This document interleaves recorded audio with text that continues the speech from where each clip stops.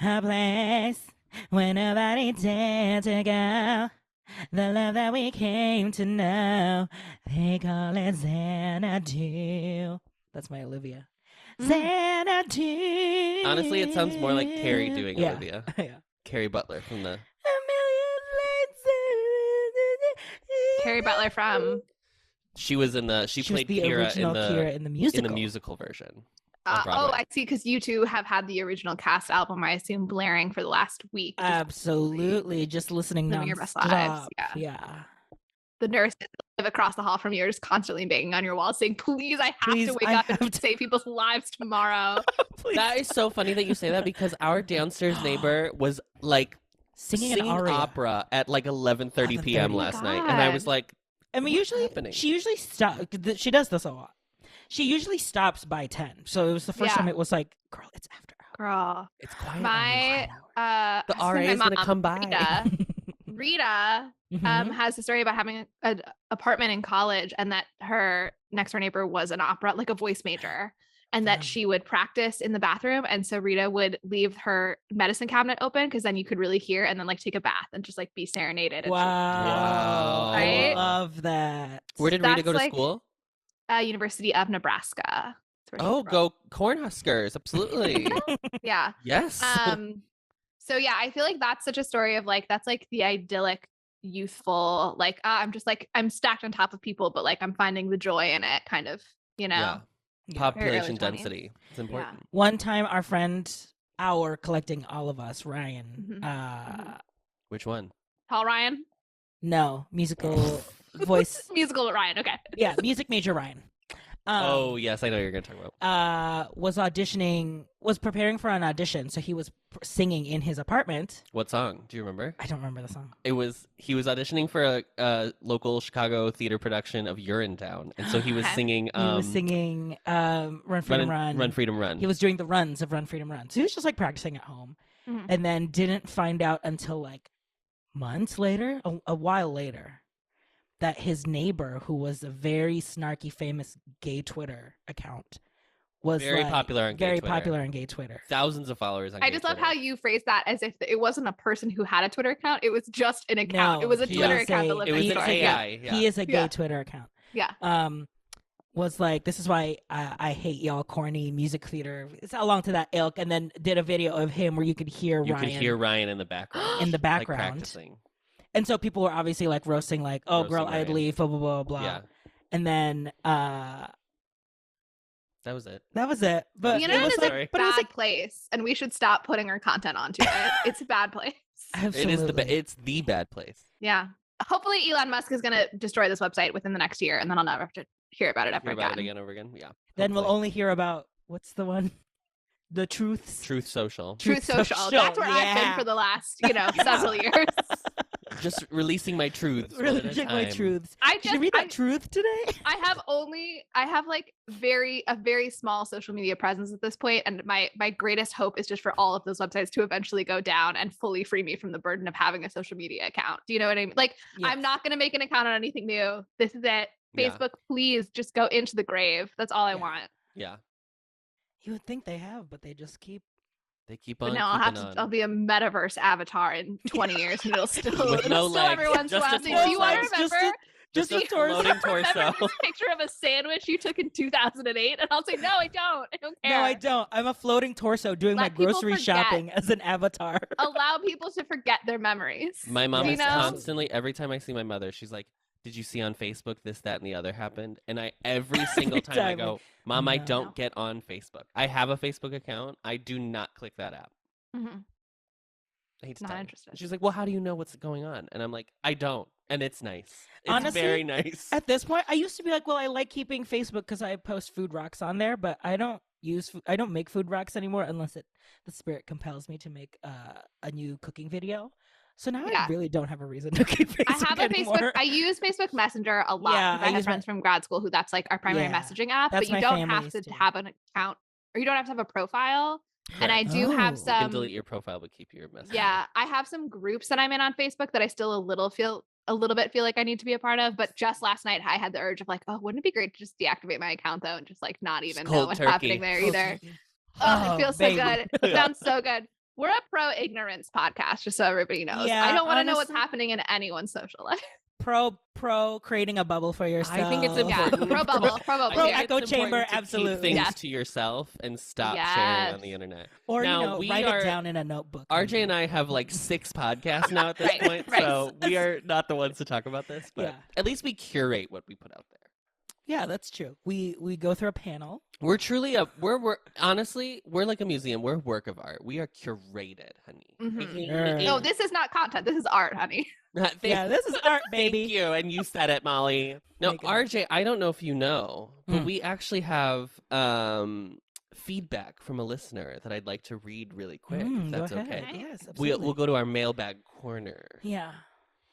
Is there a musical theater reference that we could use for I was just trying to think of one.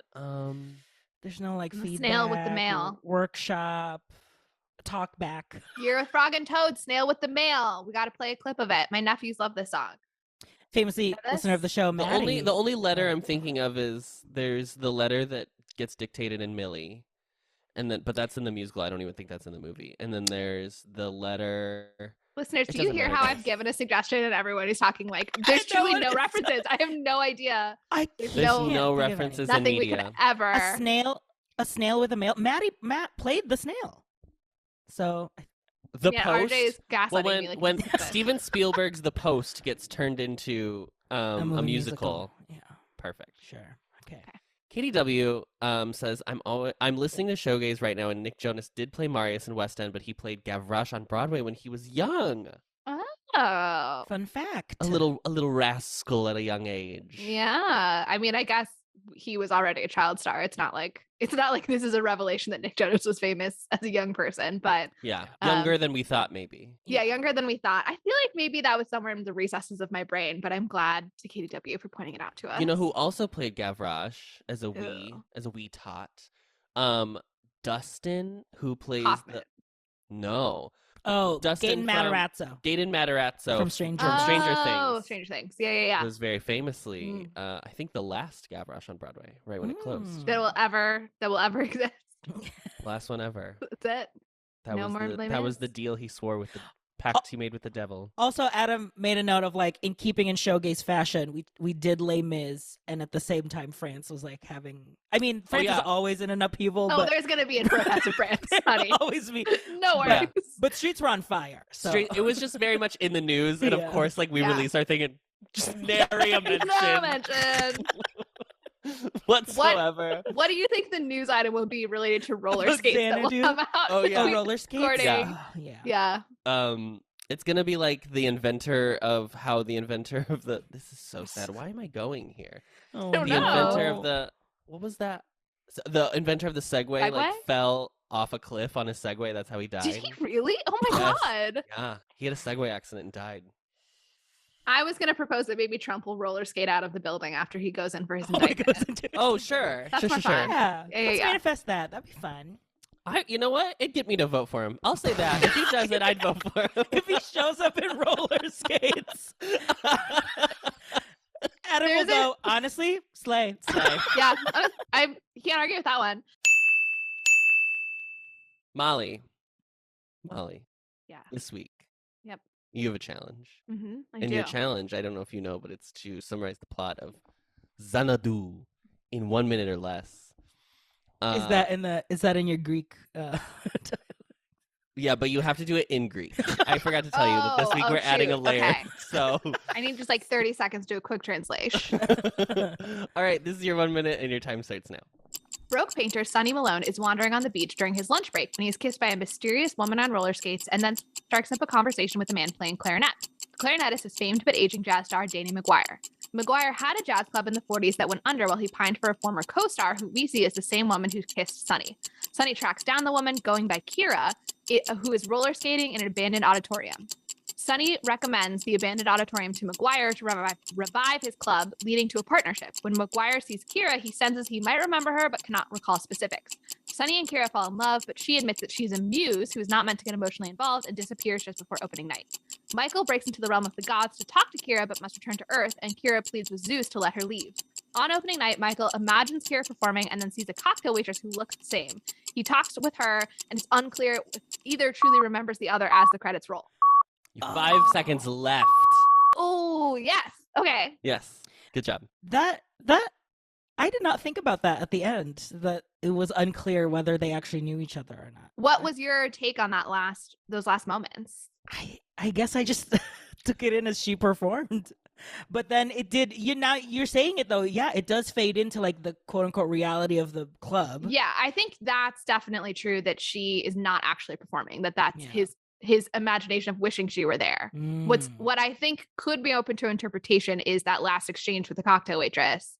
Yes, and that's the gods giving her the opportunity to be with him. No, I think it's just a girl that I think it's just a woman. I think it's just men are easily swayed by a pretty girl. Right, because honestly, I think there was no screenplay. I have to be really honest. Right. I really think that's what it was. I want to treat this. I feel the only way to approach this is to treat it so seriously. Absolutely. Truly. I feel that the question is, right, is Kira really a spirit that is embodied by various women?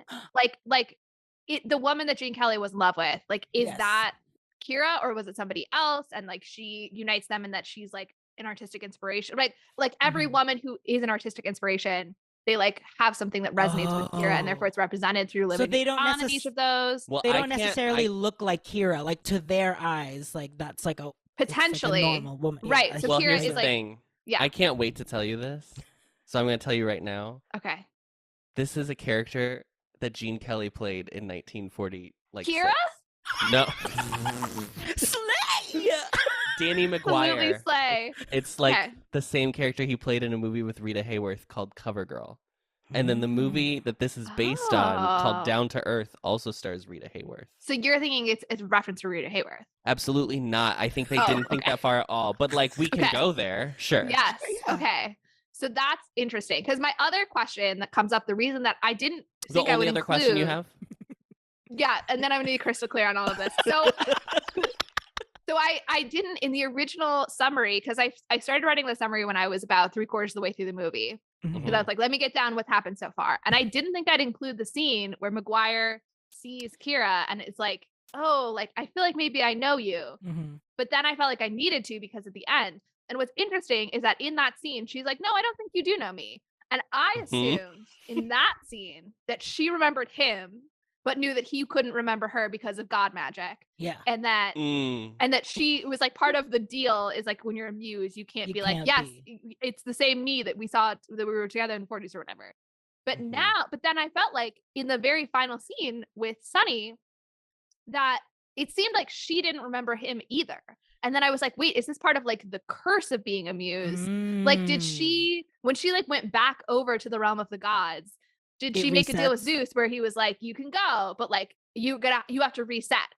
Did both she and Sonny have to reset? And so it's an eternal sunshine of the spotless mind kind of an ending. They're going to be together, but neither of them's going to remember their previous relationship. Let me tell you, Molly, this is more thought than was ever put in this movie. So certainly more than Kenny Ortega put into it, apparently. But I can tell you. Here's what I'll say. I will discuss the plot synopsis of the film that this is pulls its themes from. Okay. And it may shed some illumination. Okay. Oh, okay. But we'll get into that in a little bit, because first I have a question for RJ. Okay. As our resident disco lover, what is your background with the film Xanadu? Okay. Specifically this movie. Okay.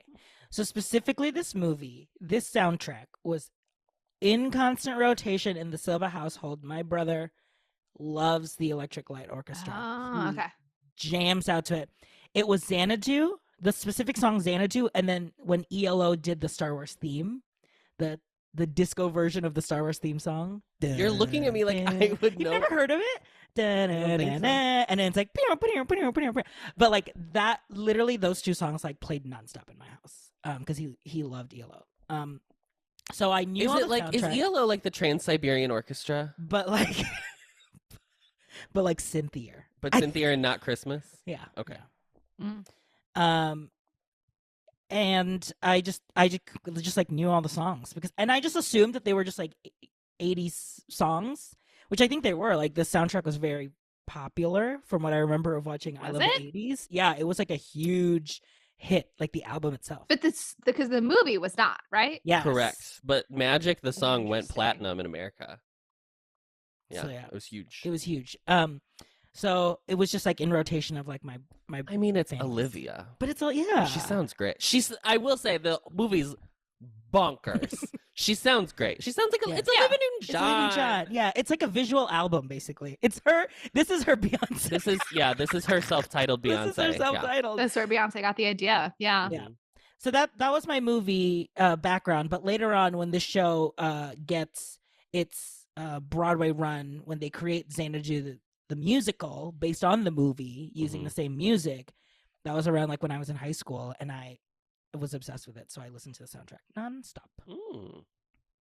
Now I'll just say this: the movie is bad. The musical, the stage adaptation that they created is like a parody of the film. Yeah.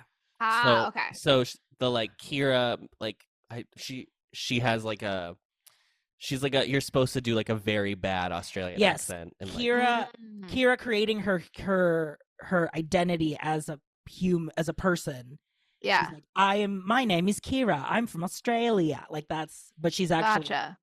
This is kind of like the Grease 2 jukebox shows that we read about when we did that coverage, that like people love to go see these like performances of the numbers from Grease 2 because it's like so bad it's good situation. Oh yes. There are a lot of similarities I find between this and Grease 2, honestly. Yeah, totally. Molly, what's your background with Xanadu? I really did not know the difference between this and Starlight Express. They were two things that lived in my head as musicals people don't like on roller skates. Yeah. And I now know I believe Starlight Express is Andrew Lloyd Webber. Yes. And it's about trains. Yes. This is disco 80s Muses. So how could I have ever gotten them confused? So I'm glad to now understand what Xanadu is. I obviously saw... And they're both so highly respected in culture. Like, you bring one up and everyone is like, oh, classique. You can see why they were confused in my brain because people dislike both, and also... Exactly. Also, nobody talks about them, really. Right, and because people don't talk about them and they're not liked, like, I didn't have as much cultural osmosis of what they were actually about. Yeah. So yeah, I never had seen it. I thought that Rita didn't like disco at all, which would explain partially why it's a big gap. But luckily she was recently visiting and we had a conversation about it. And it's that she specifically hates ABBA, not disco, but also hates Olivia Newton-John. So that also is why. Oh God, Rita. I know, R.I.P.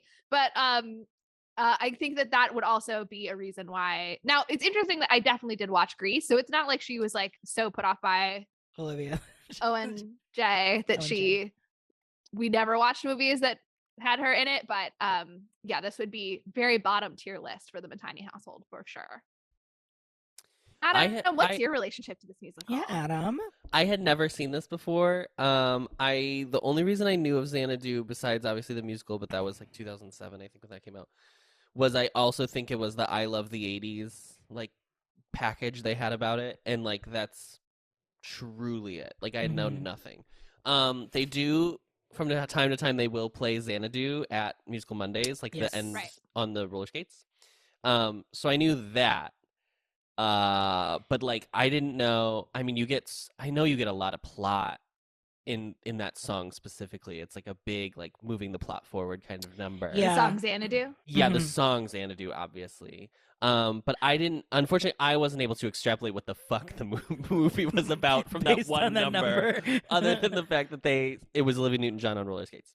But I mean, in a way you did learn the plot from that number. Do you know what I mean? There is a that's place all there is to know. named Xanadu. Yeah. Is Little Mermaid the only quote unquote other like successful roller skate musical? Is there a successful roller skate musical? No, I would say there's not one at all. You're saying Little Mermaid because of Heelys. Heelys, distinct, very distinct. I Very feel distinct. also that people do not describe Little Mermaid primarily as a roller skate I musical. would watch the roller skating musical. Right. It's on the front. It's above the marquee. Yeah.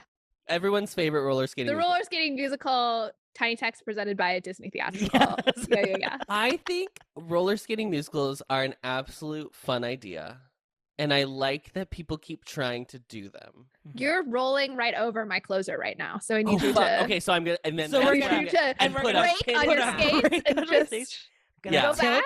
Tilt my toes. We need you to Robbie Turner your way off the stage and land on a mattress. Robbie turned around. Yeah. Xanadu is Shangdu, which was the summer capital of China in the Yan Dynasty. That's it. You can look all the rest up yourself. we're not doing dynasty work on this podcast. I did just look up the term, and the Webster definition that Google grabbed is just idyllic place. So Right. it's like a Greek term also just for like Eden. utopia that kind of. Yeah. Yeah. Okay. And then Marco Polo was the first explorer to write about it. And that was in the 1400s or maybe 1300s. Oh, thank you. And then the most famous reference to Xanadu is the poem Kubla Khan by Samuel Taylor Coleridge, which is in the 1800s. I didn't even write down a year because I think it's so inconsequential, but that is where the term Xanadu comes from. So, and they also quote the line Danny and Kira. They quote the line in this movie from that poem. Okay, yes. wait. So is it not actually a Greek term then? If it was invented in the 1800s? Okay, gotcha. Yeah. That's Xanadu. I am moving on from that. Here Comes Mr. Jordan is a 1941 film. Now this is, okay, go with me. Here Comes Mr. Jordan is a 1941 film in which a boxer goes to heaven before he's supposed to. So then he spends the rest of the movie trying to find another body that he can reanimate and spend the rest of his life because this is very Carousel. I was about to say it's giving. Well, it's kind of a comedy because he died. He died too soon, and then it was the bureaucracy of heaven. He got pulled before it was his time. Oh, they must have been somewhat influenced by this for Carousel, right? 41. Because there's the star keeper is kind of bureaucratic and Sure, trying to get back down there, and probably. And then so that's Here Comes Mr. Jordan. Down to Earth, which is 1947, is a sequel to Here Comes Mr. Jordan. Oh, okay.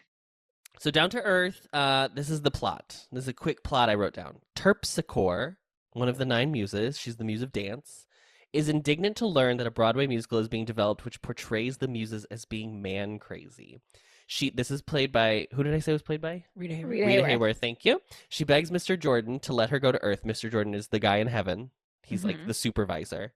Okay. To let her go to Earth and help convince the producer to rewrite the story. Middle management. So she goes down and becomes Kitty and gets cast in the show. And Danny, who's the producer, falls madly in love with her, seeing her view, and then he changes the plot. The show is then a flop. Great. It's funny. I want to be a producer. But also, Danny owes a debt to gangsters who force him to go back to the original story so that they can collect their money. And then we see guys and dolls. All musicals come from this one text. Yes. Also, it makes it sound like the gangsters were we paid so that the original. It's very Kiss Me Kate. The original intent of the show. Mm-hmm. So then, so then Kitty. She is mad that he's going back to the original version. So Mr. Jordan comes down from heaven to explain to her why he has to do the other version because gangsters are after him. So then she's like, oh, I should do it because I love him. So she loves Danny and agrees to the original version at the expense of her and her sisters. However, she's not allowed to stay in the mortal realm after the musical is a success. But Mr. Jordan shows her a vision of her and Danny's future in the afterlife. There's also some stuff that links it to the first movie, but I would have to explain the first movie for it to matter, so I didn't do that. So you're saying that the Xanadu could be seen as a triquel to this movie then? Absolutely. Okay. Absolutely. So, okay. So that's Danny. So then Danny McGuire, I didn't write this down. Danny McGuire, which is Gene Kelly's character, who he also played in the 1940 movie called Cover Girl with Rita Hayworth, is just like a straight rom-com, like a musical rom-com. Sure. I couldn't find anything in the plot that even like seemed similar. But that's all the connections to everything. Okay. That's the basic blueprint that they are laying this Xanadu on top of. Okay. I mean, I did feel that I liked the idea in watching Xanadu that her true motivation is to have Danny open the club, because truly Sonny's connection to opening the club is entirely random. Like, there's no he reason. happened to be there. This man was a famous jazz player who has previously successfully run a club for a time at least. And then he sees a broke painter and says, "You're the person I need to be my business partner. You, person who brings nothing in terms of expertise, artistic intention, finances, none of that. You're going to be the business partner." He was in the Glenn Miller band, but somehow escaped the plane crash. So good job him. The Danny was? Yeah. Right. So the fact that Sonny's in this musical is only so that he can fall in love with Kira. That's his only purpose here. So I like the idea that Kira is there just to help Danny open the club. And then Sonny is like a complication that accidentally comes up, because it is also hilarious that she has been apparently alive for like thousands of years and like interfered in many lives of mortals. And then it's like this one guy in the 70s on roller skates that she's like, that's it. That's the one that broke me open and taught me about emotions. Yeah. But that's how it is sometimes. That's how it is. It's just like Enchanted in that way.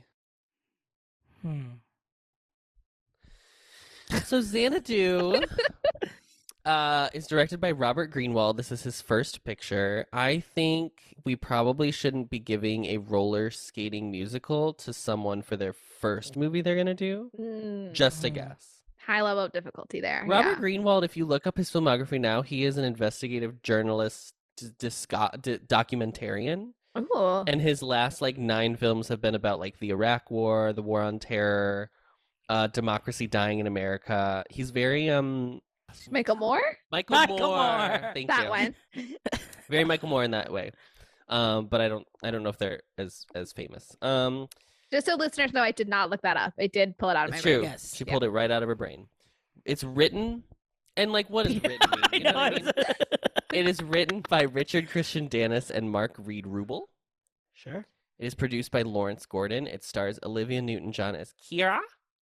It stars Gene Kelly as Danny. And it stars Michael Beck as Sonny. Danny and Sonny obviously being character names also in Grease. Yep. Wild. Cinematography is by Victor J. Kemper. It is edited by Dennis Verkler. The music is by Barry Dvorzin and the Electric Light Orchestra. Barry Dvorzin did Hopelessly Devoted to You. So they were like, we got to pull that guy again, because that was a hit. It's distributed by Universal Pictures. I think we've done like 24 Universal musicals. We probably have enough to do a March Madness Universal musical. I have to be honest, I ignore every time you tell me who distributed it, because it never occurred to me that it could be relevant information to a discussion. So I'll have to go back in the docs. I only remember because I always put in the like associated logo. Which they didn't even know. Molly didn't Which even I didn't know. No. It was released on August 8th, 1980. A Leo. Its running time is 96 minutes, which is probably the best feature. Best thing we can say about it, yeah. When we pulled it up and it said 96 minutes, I told Adam, it's a hit in this house. I don't know what to tell you.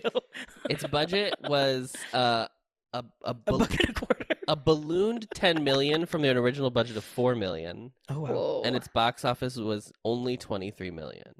So I found this out in my research.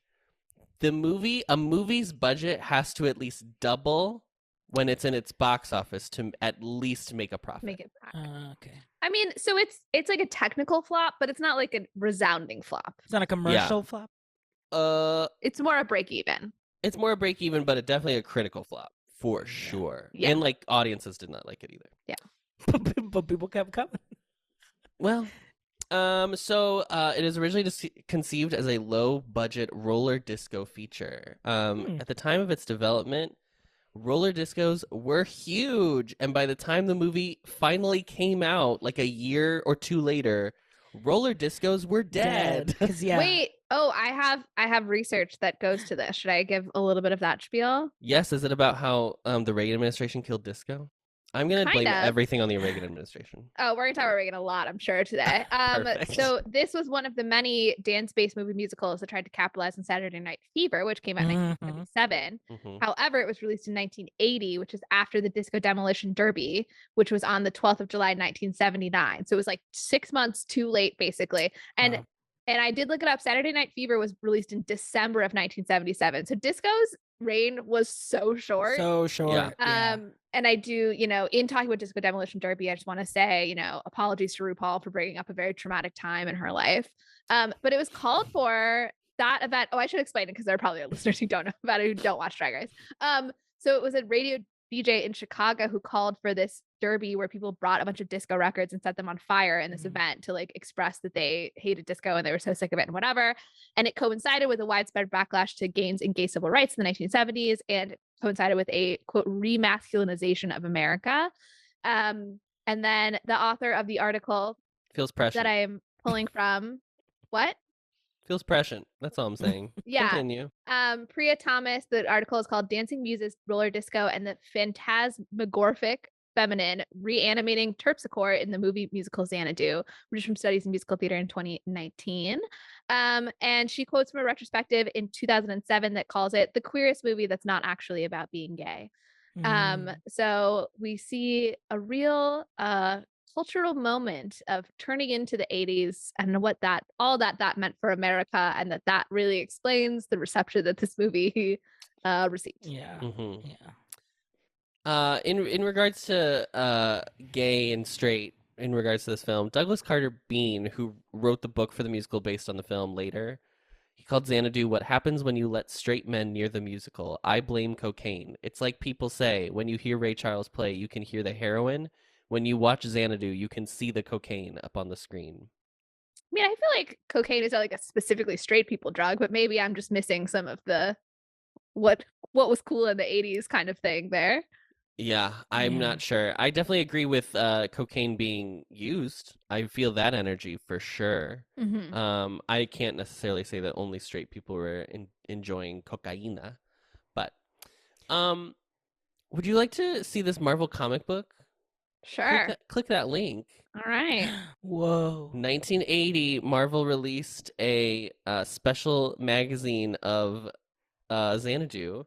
Its contents include a 32-page comic adaptation of the film, a making of, biographies of the stars of the creators, an examination, which is a one-page look at the fully animated Don't Walk Away sequence, an 8-page story about the film's special effects, 7 pages about the music and choreo, and 6 pages covering the costume design. RJ, would you have owned this in 1980? Yeah, I would have. Yeah, I felt that. That's why I wanted to include it for you. You can definitely tell that they thought this was going to be a hit in like the level of investment they put into things like this. Yeah. Yeah. Gene Kelly allegedly took the part because filming was such a short drive away from his house, and it's his last movie role. I love that old man energy. Yeah, I'm sorry that this is his last role, but like, I love that reasoning. Yeah. John Travolta turned down the role of Sonny as he was working on Urban Cowboy at the time, so it would have been wild if he had done this again with Olivia Newton-John. Yeah. Olivia Newton-John married Matt Latanzi. Latanzi. Who played young Danny in the band. I don't remember him at all. He was in He's just the guy in the dream sequence. Song? No. In the before when they have their dance together. Okay. Old Danny and Kira, there's like a dream sequence happening in the background where she's like on a big band setup. Do we know if this was like when they met? Yes, they met on this movie. And then they Nice, divorced in 1995. They had one child together. This movie helped inspire the creation of the Golden Raspberry Awards, our beloved awards we only reference when movies are bad. The other movie that helped inspire it was Can't Stop the Music. It was both of them because they were doing so poorly that they were released as a package set of films in movie theaters for 99 cents. You could see both movies. Oh. Can't Stop the Music. So I was like, what's Can't Stop the Music? Because that is what, spoiler alert, that's what ends up winning Worst Picture at the first Golden Raspberry Awards. Can't Stop the Music is the story of how the Village People came together. It is a musical. About the Village People. I'm opening up the planning doc. Hold on. We're kicking someone out, girl. I was shook to find this out. And it's a jukebox musical of the Village People music? They sing all their hits. Oh, that feels like it would be like, let's do Xanadu, but queer. Or by gay. This is, oh my God, there's a dissertation waiting in this. People, somebody get on it. We haven't even seen Can't Stop the Music. We're obviously going to watch it. So gird your loins, listeners. But could you imagine seeing a double feature of a Village People musical and Xanadu? Sober? Oh. Sober? I'd rather die. Not shocking anyone. Village People was also very big rotation in the Silva household. Sure. It's straight people's favorite wedding song. Oh, yes. The song about having gay sex. It's the best. The only other thing I wanted to say is there is a very iconic building that is used in this film. It is the Pan Pacific Auditorium. Or in the beginning of the film, Deuterium. It was an actual building in by CBS's television studios. It was an auditorium. It was derelict basically by the time they filmed this movie. That was all very real. It was in disrepair. It ends up burning down in 1989 after it had already been awarded the historic or register for historic places. So that's kind of sad. But it burned down, or they burned it down after it got the historical recognition? It burned down. Oh, okay. I was like, wow, a Viking funeral. Because I don't even know if anybody owned it, so there wouldn't even. That's what you do when you give a building historical recognition. Then you burn it down. Burn it down. Set it on the pyre. That's what that's for. It just means you can't demolish it like a regular building. You have to cremate it. It's very iconic, streamlined. What is that? Art Deco style. Yeah. It's beautiful. It's beautiful. It is the reference point for the entrance to both Disney's Hollywood Studios and Disney's California Adventure. So if you go to those parks and you walk through the entrance, that teal with the silver and the flags. Yeah. I love Art Deco, so I do vibe with this building. However, the number of time periods being referenced in this movie is already a lot to also throw in an Art Deco building as the central set piece. So absolutely right, because it's not truly. It's not I'm not in the I'm not 79 right now. It's 20s. It's also funny because I wouldn't call this the 80s because this comes out in 80s. Yeah. 70s. It's 79. 70s. Yeah, 79. So it's very funny in that regard. I don't know. But it is very synthy. The style feels very 70s, but the music does have a very 80s synth sound. Absolutely. Yes, it was ahead of its time. But also old. Why would you do a 40? Okay, anyway, we can't get there yet. Okay, so at the first inaugural Golden Raspberry Awards, this is what she was nominated for. Congratulations to all those nominated. Worst original songs for Suspended in Time. I don't think we're talking about that one today. Worst screenplay, worst actress, worst actor, worst picture, and it won worst director. I wouldn't say worst actress to Olivia Newton-John. I don't think she was. I think she has acted nothing to do in this film, even though she is the main character. Yeah. I don't think that we could rack up any of it to the performers. I don't think so either. I don't think that that's. I mean, I do think Michael Beck is bad. Is that the guy? Mm-hmm. Yeah, but what would he look like to do a good job? He didn't even. They didn't even audition him for this movie. They just gave it to him. They were just like, here. Yeah. What are your thoughts on him as in terms of being attractive? No. Adam, from the beginning, I was like, God. I was kind of giving it the benefit of the doubt of was he 79 hot? Was this Paul Cassidy type, Sean Cassidy?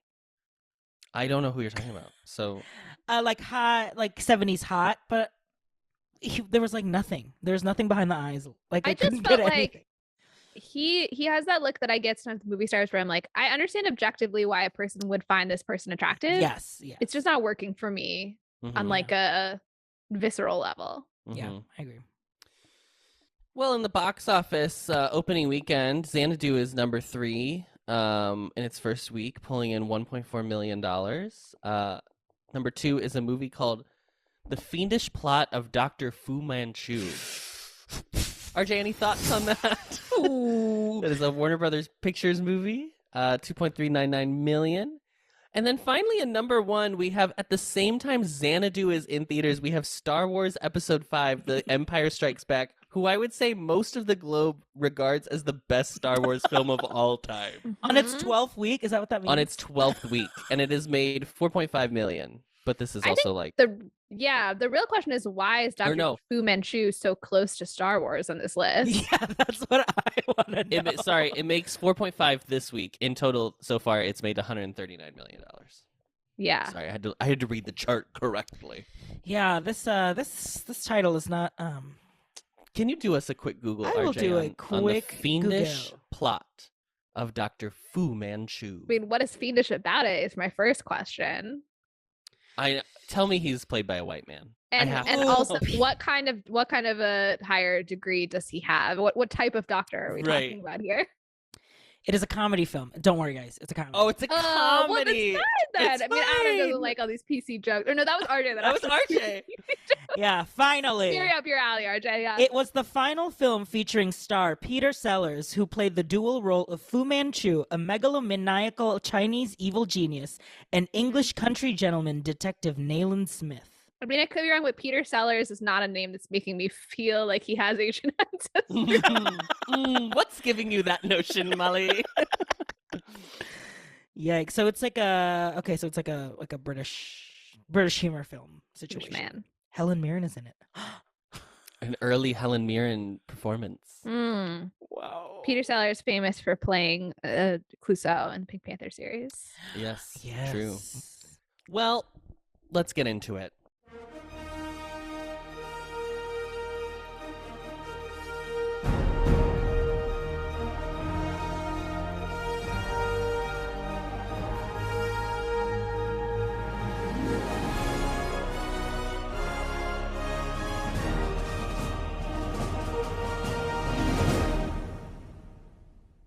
What in the hell was this?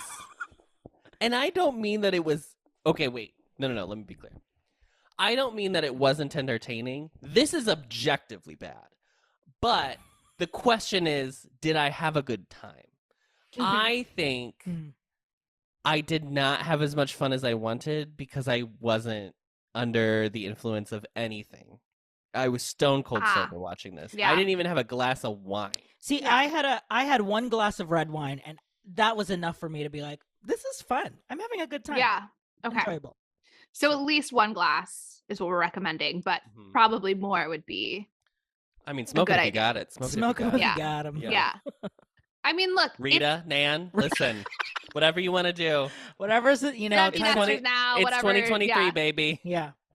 I feel like it was hard for me personally, as the person who doesn't like disco, to just go with this film where it wanted me to go. Yes. Because I really went in being like, I'm going to try so hard to like this because I know that people don't. Yeah. And look, I stuck with it for the most part. I didn't hate anything in it, and there were only a few moments where I thought, "Now this is truly ridiculous." Because I tried to enjoy it in the same way that I tried to enjoy Ryan Murphy's American Horror Story. I think it was season 3, The Coven season, right? Which was so incredibly poorly plotted and confusing, and people would just like come back to life all the time. There was no consequences to any actions in that season. Yeah. Right. And it yet was there just was like, something... look at who's on the show. Look at your favorite women. Yeah. Yeah. And yet there was something that was just like, it's a bunch of women and then you just love it. So I wanted to have that same energy, but I also couldn't fully get on board with Coven. And I feel that the same thing happened for me with Xanadu.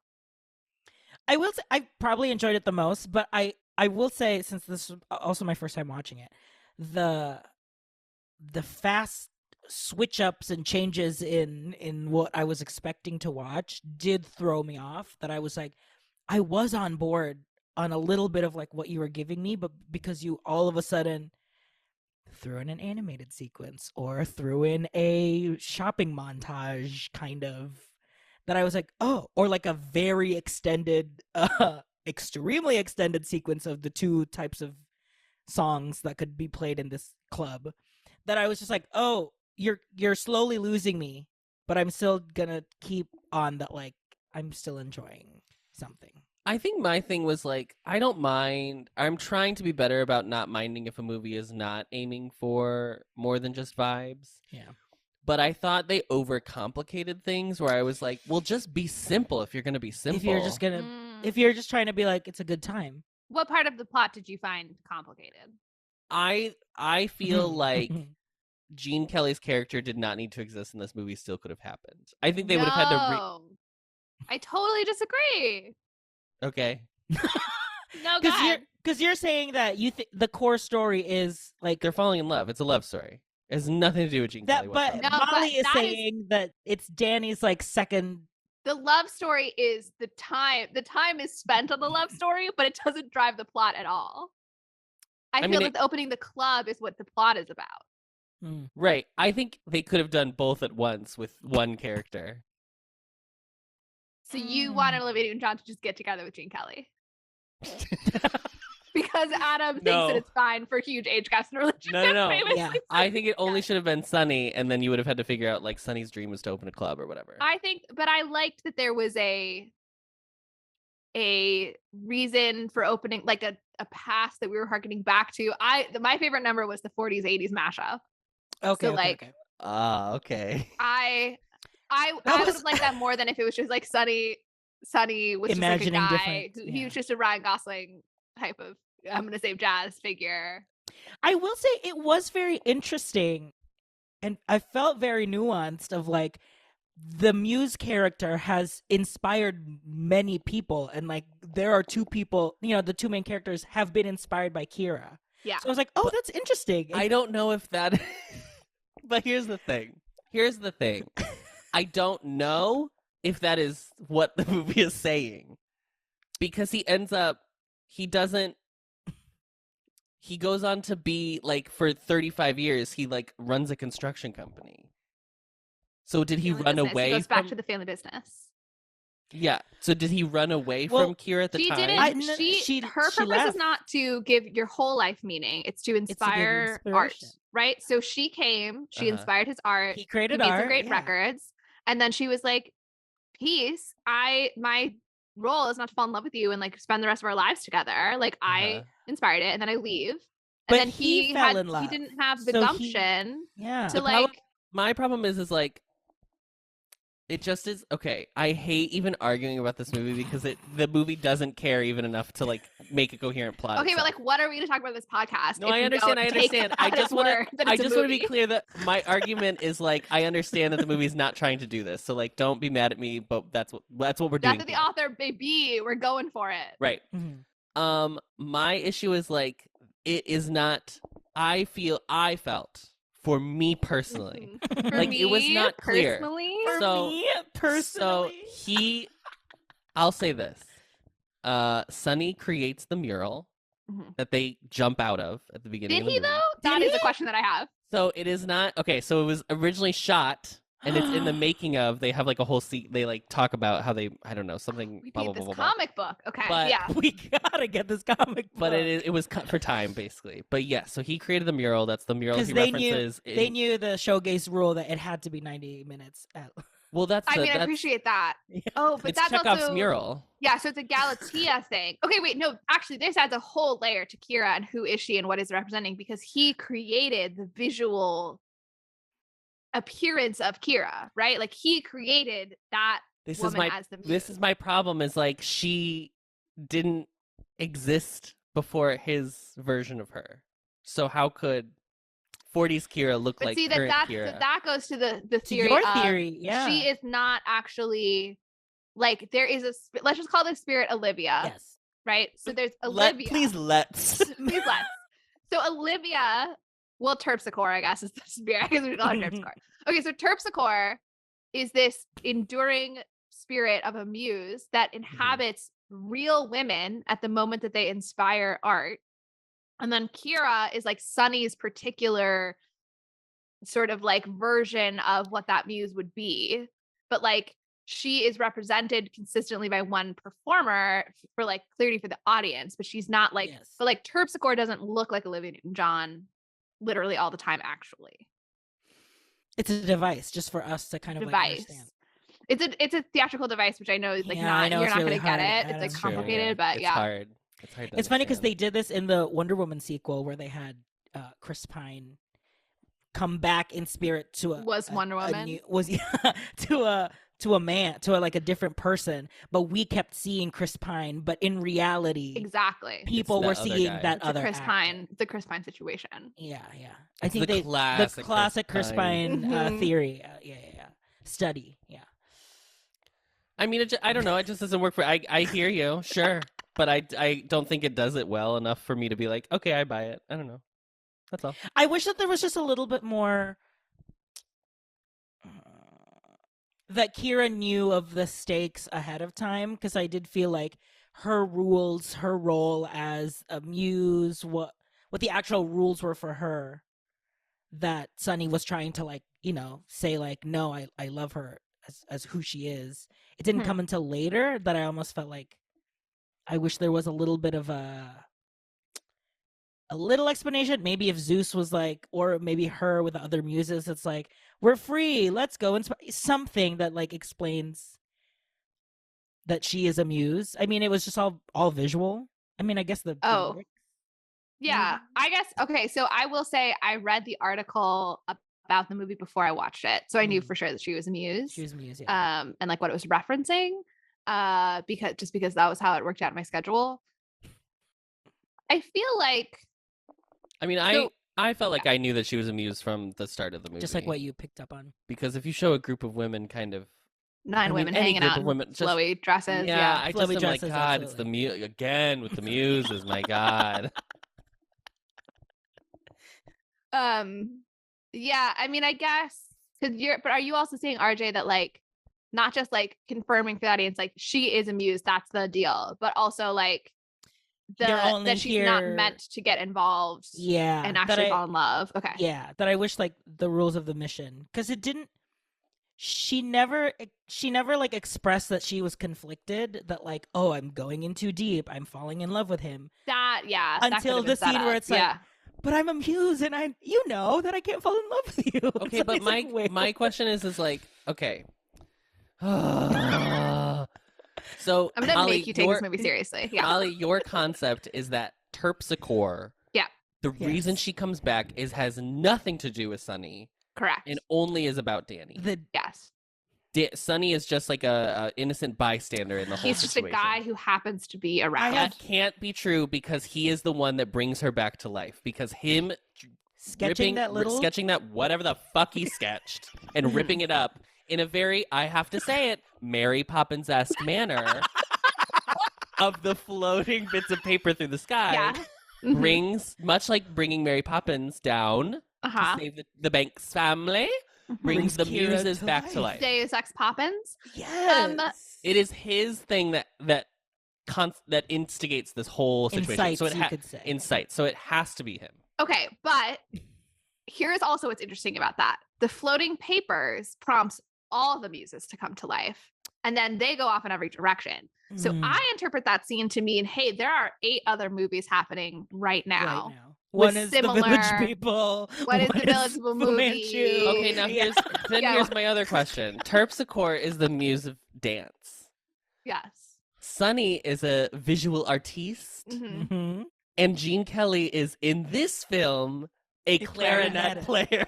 Yeah. Why the fuck is she dealing with either of them? But the art form of dance in the form of a roller disco. She wants to create the place for the space for dance to happen. A space in which dancing happens. Yes. Adam, I don't understand why it's so confusing. So my point is that Sunny, I believe that Sunny inspires a need for art to be appreciated. In Southern California, a place where art is never appreciated. In the world. Yeah. Which awakens all the muses. I do have to be honest, also watching this as a now Southern Californian, that I was like, I do get why roller skating was, I'm not a native now, but yeah, a resident. Yeah. I do get why roller skating was hot here because there is concrete everywhere and it's always nice outside. And I was like, it's a good for. I was watching it thinking I'd like roller skating to come back. I think that would be a good way for me to get around the neighborhood. I literally had the same thought. I was like, fuck, I want to buy a pair of roller skates. Absolutely. This looks so fun. I get why they made a movie with these on it. It's actually funny that she looks more graceful roller skating than she does when she actually does the dance later in the movie. I was like, Olivia. I have to talk about roller skating in just a second, but first I want to dive deep into the setup of this plot. So I feel that because Sunny ripping up paper doesn't just prompt Kira to come, but it prompts all of the muses to scatter to the wind, that it is a moment of artistic frustration and of giving up on your passion that prompts the muses to activate, but not specifically Kira to inspire Sunny. That's my argument. Yeah, I don't buy it, but okay. Because also, how does Kira inspire him to go back to his visual art career? He opens a jazz club with a man. She doesn't. She just falls in love with him. So then you just think that her mission was to inspire Sunny to go back to his career painting, and that she just fails. But then why does she run into? Okay, then why does she run into Sunny at all? Like Sunny has to be part of the equation. It's the 70s. No, I understand that, but this movie sets up. Okay, he runs into her. Then she's on the album cover.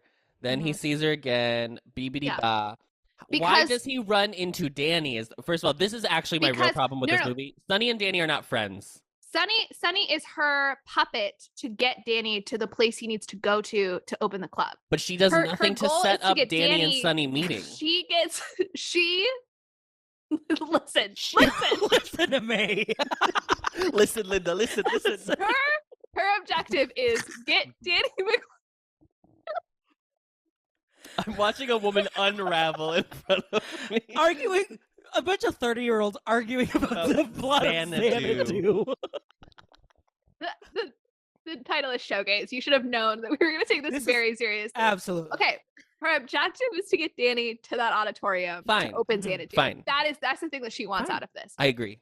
Her means of achieving that objective, her tactic, she has to use Sunny to do it. To get Sunny to fall in love with her and then have him see her there. Great. So she kisses Sunny, and that is what puts something in his brain that makes him go, I'm hearing that guy play clarinet. Let me walk on over there and start a conversation with that guy. Yes, absolutely. Because he's looking for her. And he thinks she's playing the clarinet on the beach? No, he's not for her. I'm saying that it is something about that kiss that prompts Sunny to decide to start a conversation with the guy playing a clarinet. I believe that is what the idea was that the creators of this film had in mind. Yeah. I would say they did a very poor job at really making that clear. Maybe you did a poor job of watching the movie, Adam. I mean, I wasn't high, so I definitely feel like if I was high, I would have been like, oh, I see all. My third eye is open. I do want to talk about roller skates, but I've been talking for a bit. Is there a song we've talked about yet? We did. Not really. I mentioned the 40s 80s mashup, but not. Well, okay, so the big thing that really gets him to fall in love with Kira is he just he runs into a friend who he designed or he painted the van of. Mm-hmm. The friend is like, let me give you a ride, and because he's on roller skates, he just grabs onto the back. Now this is the 70s that I want to live in, where like no laws exist, basically. No one has a regard for personal safety. No, they hadn't thought about laws yet. They hadn't come up with them. Helmets hadn't even been invented yet. It's truly wild. And then he hears her, ends up by the Pan Pacific Auditorium and hears her. It's like a siren. And this is where we get the platinum hit Magic. Come take my hand. You should know me. I'll always be in your mind. You know I will be kind. I'll be guiding you. Building your dream has to start now. There's no other road to take. You won't make a mistake. I'll be guiding you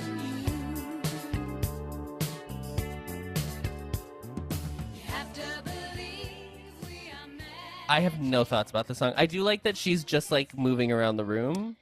Yes, we haven't even talked about the amazing use of visual effects in this movie. Oh, special effects?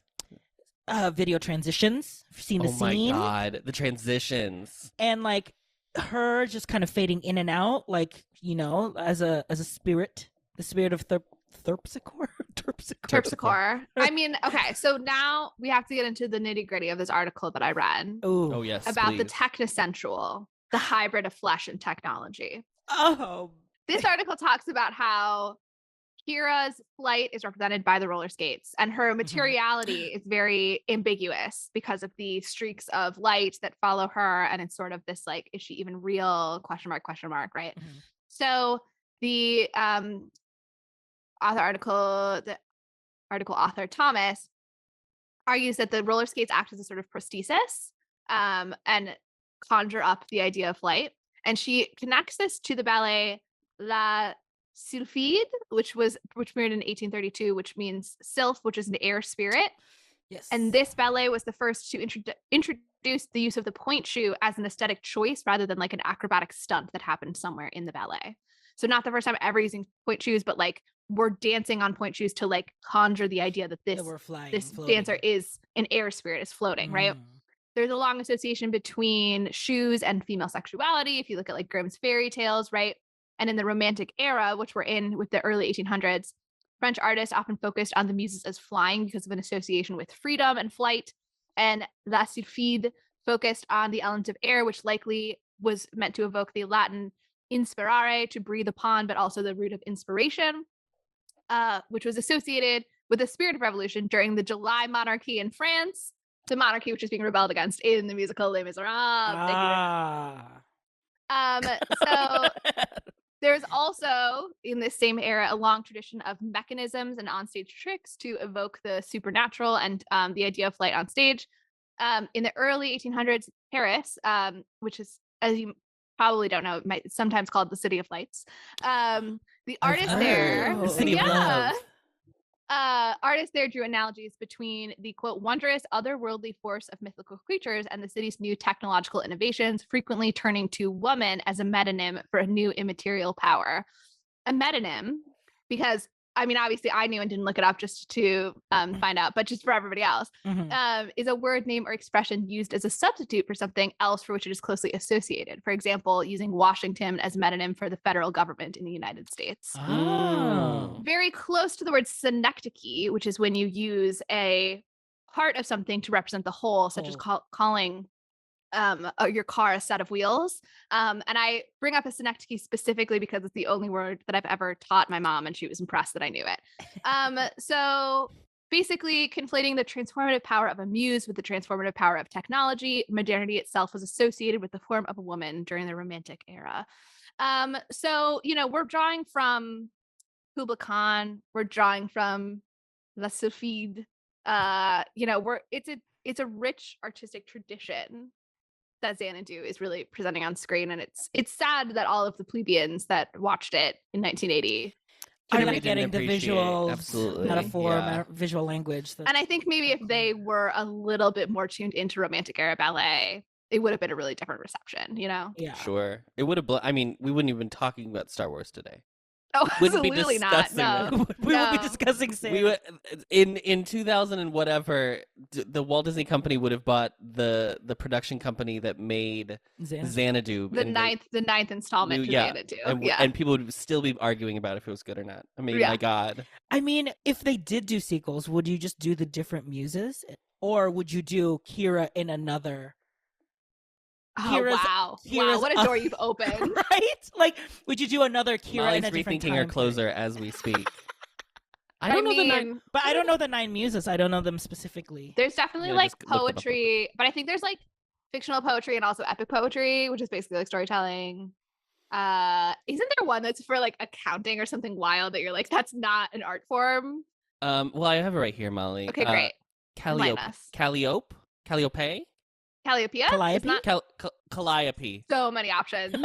Thank you. She's epic poetry. Yes. So we've got that's very Homer Homer energy. Cleo is history. Okay. That does, again, not really an art form in my, I mean, I guess retelling history can be an art form, but anyway. But isn't that epic poetry then? Anyway, Euterpe is flutes and music specifically. Okay. Flutes and music. Flute, very specific. Talia is comedy and pastoral poetry, honey. Love honey, her. we stand. I love a pastoral cheese and I love a pastoral poem. I love a pastoral comedy. Every night before I go up in my stand-up set, I say, Talia, this one's for you, babe. Talia. Melpomene is tragedy. Melpomene? Okay. Oh, probably Melpomene, yeah. I'm so bad at doing Greek vowels. Terpsichore is dance. Erato is love poetry and lyric poetry. Eros. Eros, yes.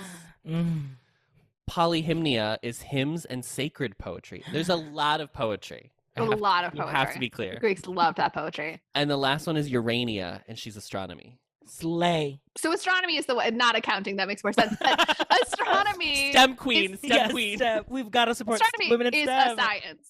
Yeah. Like, true. why is it there? Right. We don't know. The Broadway musical book, it revolves around more on the Greek mythology. Like Zeus is a character, all the muses are named, and like they get their assignments. And so I believe Kira is Cleo. I'm pretty sure. In the musical? Yeah. It's true, yes. And Cleo she was Cleo. Which one? History. I want to say because she cares about the 40s so much, Adam. She said back when men could sing. Honestly, back when men were men. I only believe she was Cleo because it sounds funnier if you say Clear. Cleo. That's my guess is why they changed it.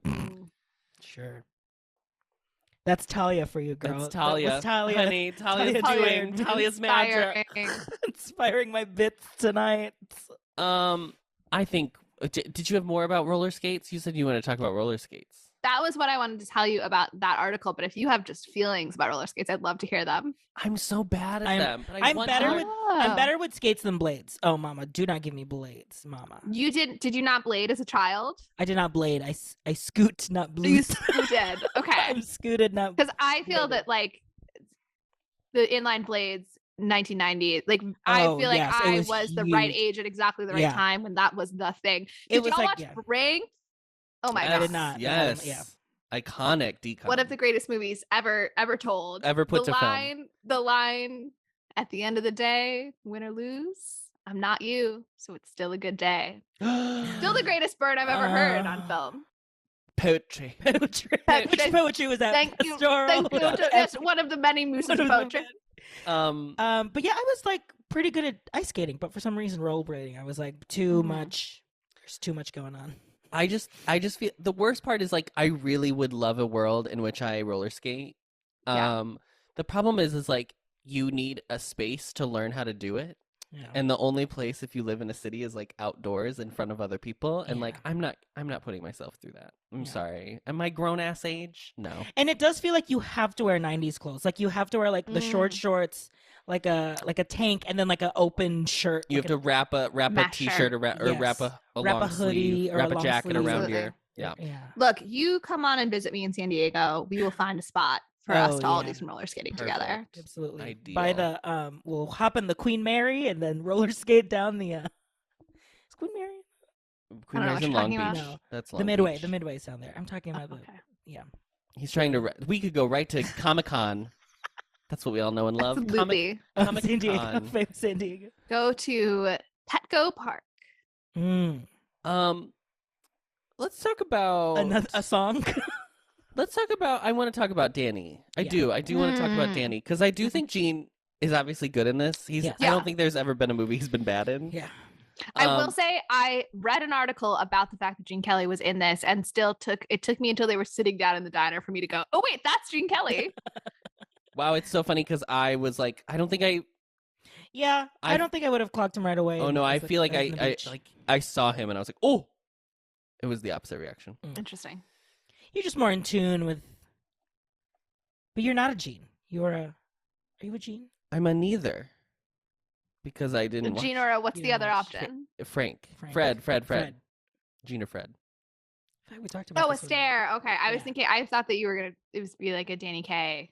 Oh, I mean, it's Danny Kaye. Oh, wait, Danny Kaye is not Danny Kaye is in White Christmas. That's not Danny the guy. Kaye's White Christmas. But the yes, guy in? that would be the one that I would pick. Okay. Yeah. Anyway, Gene and Olivia have a song together called "Whenever You're Away From Me." This was one of the last sequences shot for the film, and it was in his contract that he needed a song in which he got to choreograph it, and it was just them two on the set, and one camera operator and a sound guy, and I think the director of photography, and that was it. That was all that was allowed on set. So he was not interested in choreographing a roller skating number? No. Interesting. It almost seems like no one was interested in doing that. That is fair. Yeah. None of them are good. You didn't even talk about the Kenny Ortega was a choreographer alongside. Wasn't there another person? There are right? two choreographers. Kenny Ortega was one of them. We've obviously talked about him ad nauseum on this podcast. But this is not his finest work put to film, I would say. Whenever You're Away From Me, let's listen to a little bit of it and then we can talk about it. Whenever you're away from me, wherever you go, you're never far away from me. I want you to know I only have to close my eyes, dear, and suddenly I'm where you are. You better never stray, 'cause I'll never be far away. I just feel like this movie was so like ahead of its time, absolutely groundbreaking. I feel like this movie was very aware of all the things it could do with technology, especially visually. And there are just a lot of things that, like, I don't want to say look bad, because like they would look bad from 1980 to 2023 no matter what. Like, that's just gonna be what happens. But like there are things that I know they could have done better okay, so like this sequence, it starts and he's in the foreground sitting on his chair in his baroque ass French Rococo ass palatial dining house, room or whatever, whatever he lives in. And in the background there's like a transparent version of a memory in the corner, and it kind of happens and he's like bopping along to the song that he put on the record, reminiscing, and then it slowly comes to life and all of the furniture clears out. And there's that, my problem is not necessarily that any of that necessarily happened, but just that like it all seemed like it was like, wouldn't this be cool if, and then it wasn't actually cool that they did it. Does that make sense what I'm saying? Or like I feel like it was like the thought is like, oh, this is a fun idea, and then it doesn't translate well. And I was like, I was just watching Gene Kelly do like this bopping in a chair for like a full song, and I was like, this is weird. It's very static. I go back to your thought of like it could be simpler, because I think they could have taken on a lot of those middle steps to just go right into the dance number. You know, like why show me the half transparent bandstand with him looking. Let's master normal visual storytelling before we try to add hats to it. You know what I mean? Like, let's just get the bare minimum out of the way. Yeah, I guess I just didn't feel like that scene was about like showing off the visual skills or like the technical stuff. No, I don't think it was either, but I don't think that was like, I think all those stuff that they want to impress you with is like the light stuff, the neon, the whole sequence when they go up to Mount Olympus or whatever. Like her wild. Like light outline, basically. Yeah, the outlines. Because I feel like the dance of this is very classic cinema, and I really like it. Yeah, it's so good. I enjoyed it because it was just a 40s dance number, and then that's all I wanted out of it. So right, but that's why like this. The one thing I really don't like about, I think my biggest complaint about the movie, besides I think the direction is really awful, I have to be honest, but I think that there is like a bunch of like things where they try to tie the 40s to this current sound. Yeah. But I never feel like they're actually in conversation with each other, and it's very, even in the song where they try to be like, what if we just push them together and then literally push the sets together? Even then I feel like I'm still hearing I'm not hearing anything that's blended together in like a cool, like, what a cool idea. I don't know. Does that make sense what I'm saying? No? It does. Yeah, it does. I mean, you don't have to agree, but. Yeah, I thought that when they came together, it kind of slapped with the two different, I mean, I will say, even though I said the 40s, 80s montage was my favorite part, I do feel like they spend too much time with them as two separate songs. And I was like, we could make about a third of the time of the introduction of the two and then just do and then they come together part. Yeah. Because they both had distinct dance breaks of its. Yes. Yeah. They're both like 4-minute songs and then come together and then have like another 3 minutes to perform together. And I was like, this has gone on for 11 minutes. Yeah. I do think that part of it might be the effect of watching it now because we think of these as two very distinct periods of time.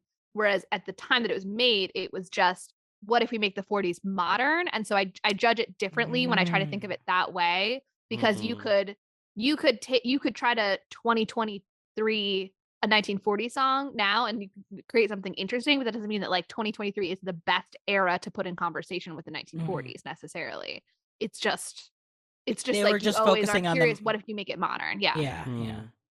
Yeah. I mean, that's Meghan Trainor's whole career, is just trying to take samples from old music and make them sound like TikTok. Yeah, her thing's more like 50s, right? Yeah. I don't know. She's pretty uninteresting to me, so. Damn. Sick burn. She'll never get on the show now. She'll never come on the show now, Molly. How dare you? We were so close to booking her, too. We were so close. Let's hear it. Oh, we already did hear it. No, we can listen. Well, we're going to listen to a little bit of the 40s new wave the mashup called Dancin'. Dancin'.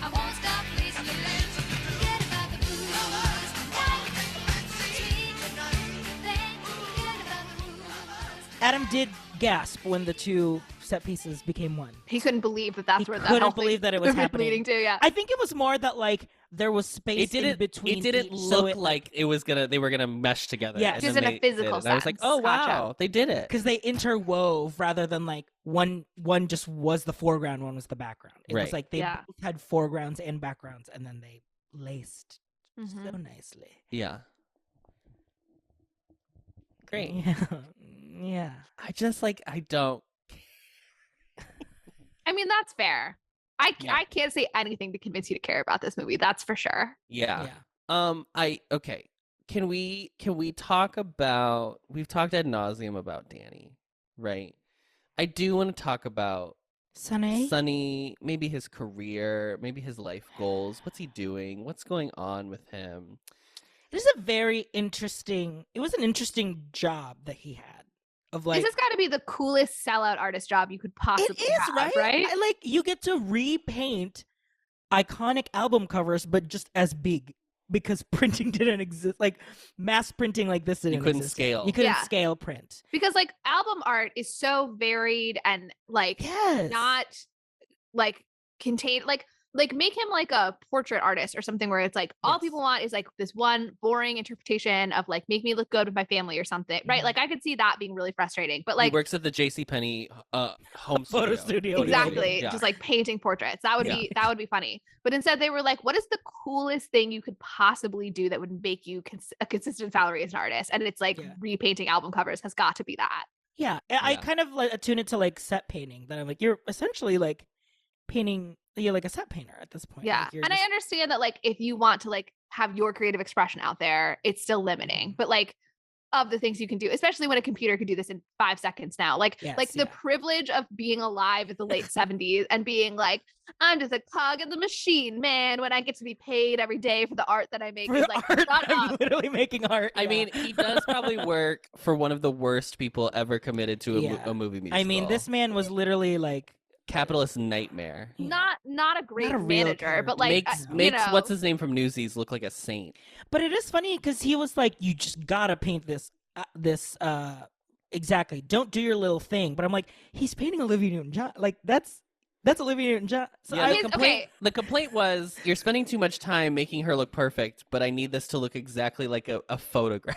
Okay, yeah, that was the part where I was like, okay, you are actually bad at your job, because like just like writing them and being like, I'm your manager. I'm always harping on you. Deadline. Yeah. I get. But he was like, hey, it has to be accurate to the picture. And the guy was like, yeah, I'm spending time making it accurate. He's like, but actually you need to do it faster. And I was like, wait, what's the feedback you're giving? What's the actual feedback? Like, I understand if your deal is like, she doesn't have to look perfect. Like, please just get this done. Yeah. But he did it saying in a like unclear. He needs to go to management training for sure. Yeah, I have a great LinkedIn Learning course that he could watch. Honestly, it'll take 30 minutes. Simpson. Yeah. I did kind of want, when he like quits and goes and is like, I'm gonna open a club and you're all invited, I wanted him to come back in and be like, except you, Simpson, fuck you, and then walk back out. You should not be running the paint shop. Again, so bothered by, he doesn't have any way to financially stake this partnership that he is in. I don't understand. Like, the beginning of this movie is, I try to be an artist, I'm so broke, I have to go back to this job because it's the only thing I can do to pay my bills. And then, I don't know, 3 days later, he decides to go into a business partnership with somebody. And then he's like, so now I'll quit my job. And I was like, sir, you need money now more than you ever have in your life. What are you doing? And they kept saying, the line for him was like, you've got a good eye, Sonny. And Adam literally was about to turn it off. Is it because I work in real estate that I was truly so fucking irritated that Danny was like, well, I want you to find me a space. And I was like, this man has no credentials or any, he shouldn't even have time to go walk around finding you venues. They did lampshade that at least. And he makes a joke about like, in a city full of real estate agents, this guy asked me to find him a space. Yeah. Yeah. I mean, sure, they reference it. I was still mad about it though, because A, that's stupid. And B, also he ends up choosing the Pan Pacific Auditorium, which was like famous. Like, what? It's just a little bit silly, isn't it? Babes. I think the point is that we can see why Reagan was popular and why people needed him, because he had such bad business sense in the 1970s, is what we're trying to say. We're saying we're pro-Reagan. We see the need for America to really embrace its capitalist soul in this era. So it was too loosey-goosey. Can I ask a question of a sequence that I actually didn't understand? Yes. So suddenly... Which is it's the mini golf courses. Okay. That's what Adam called it. So called a mini golf course like sets basically. It's a duet where the guy who plays Michael Beck, the guy who plays Sonny, is not actually singing. It's very funny. But they are they supposed to be on a lot? Are they on a studio lot? So he says when they first go in there that it's set up to project pictures for inspiration when people are recording music. Now, this is the dumbest thing I've ever heard. Yeah, that's absolutely. You saying that again was like, I didn't think that was real. As a concept that you would do this at all. Right. And then also because it's not just a place where they project pictures. No, they were like, there are multiple physical set pieces that, if anything, it's mostly pieces of set that come in. All practical effects. And then there happens to also be projections there. So what would make sense and what very much bothered me was what they could have said was, oh, the studio uses this to film music videos. And then you could have a justification for having lots of different locations, lots of set pieces around, right? Like that would make a lot of sense, that it's like they're basically movie backlot for music videos. But instead they said, no. They built this whole space so that when people are recording songs, they will feel inspired by the various environments. Well, my question is, sorry. Were music videos a thing yet? I mean, I know ABBA was doing like just as we said in the podcast, ABBA was. I know they were doing like that, but I don't know if they did like filmed.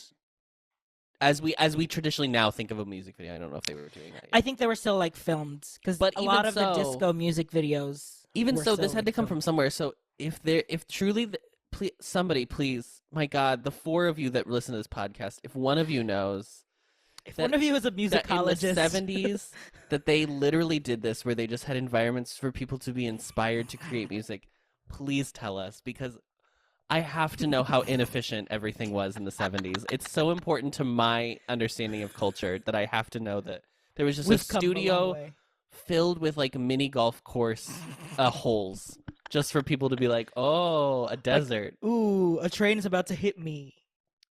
Let me write a train's about to hit me. That doesn't even make sense. What would be inspiring about that? See, I had misheard, and I thought that he was saying like, this is how like this shows you like how movie magic is made or whatever. because Yeah, it the song seems is like magic. so Waterloo was 1974, and maybe Take a Chance on Me was the first music video, which is 1977. So okay, fair enough that probably people weren't on the whole making music videos. But yeah, Sure. just say my boss knows a movie producer and he got us into this studio backlot or some, I don't know. They're just, or just go to a mini golf course. Or it's where we do photo shoots. It's where we do photo shoots. It's where we do photo shoots for the albums. That would have been good. Yeah, because that's where he, so many that's options. his job. That's his job, is to paint that photo. Make the album covers. Okay, we're arguing semantics, which is very annoying, but it's very silly to me, the way they explain it. But listen to the song. Here's Sudden. Here's Sudden. Suddenly, the wheels are in motion, and I'm ready to sail any ocean. Suddenly, I don't need the answers, 'cause I'm ready to take all my chances with you. Olivia Newton-John, during the filming of this, broke her coccyx. Do you know what your coccyx is? I want to say collarbone. No, I want to say it's like it's part of your vocal folds. No, it's the bottom of your tailbone. Ouch. Yeah, which seems horrible. Where? I don't even know how you heal that. You just don't move? Yeah, You did don't she walk? just like fall straight on her bum, basically? She must have. Yeah. It's awful. Yikes. I also appreciated that this song was voiceover song. Yes. Which was something that we discussed, I remember, in the Dear Evan Hansen episode, that I had proposed, like, could this movie work as all voiceover song? And I feel it does not happen much. And what do we think about, is that a format that has legs for other movie musicals? You know what this sequence felt like? Hold on. Do you know what this sequence felt like? This sequence felt like in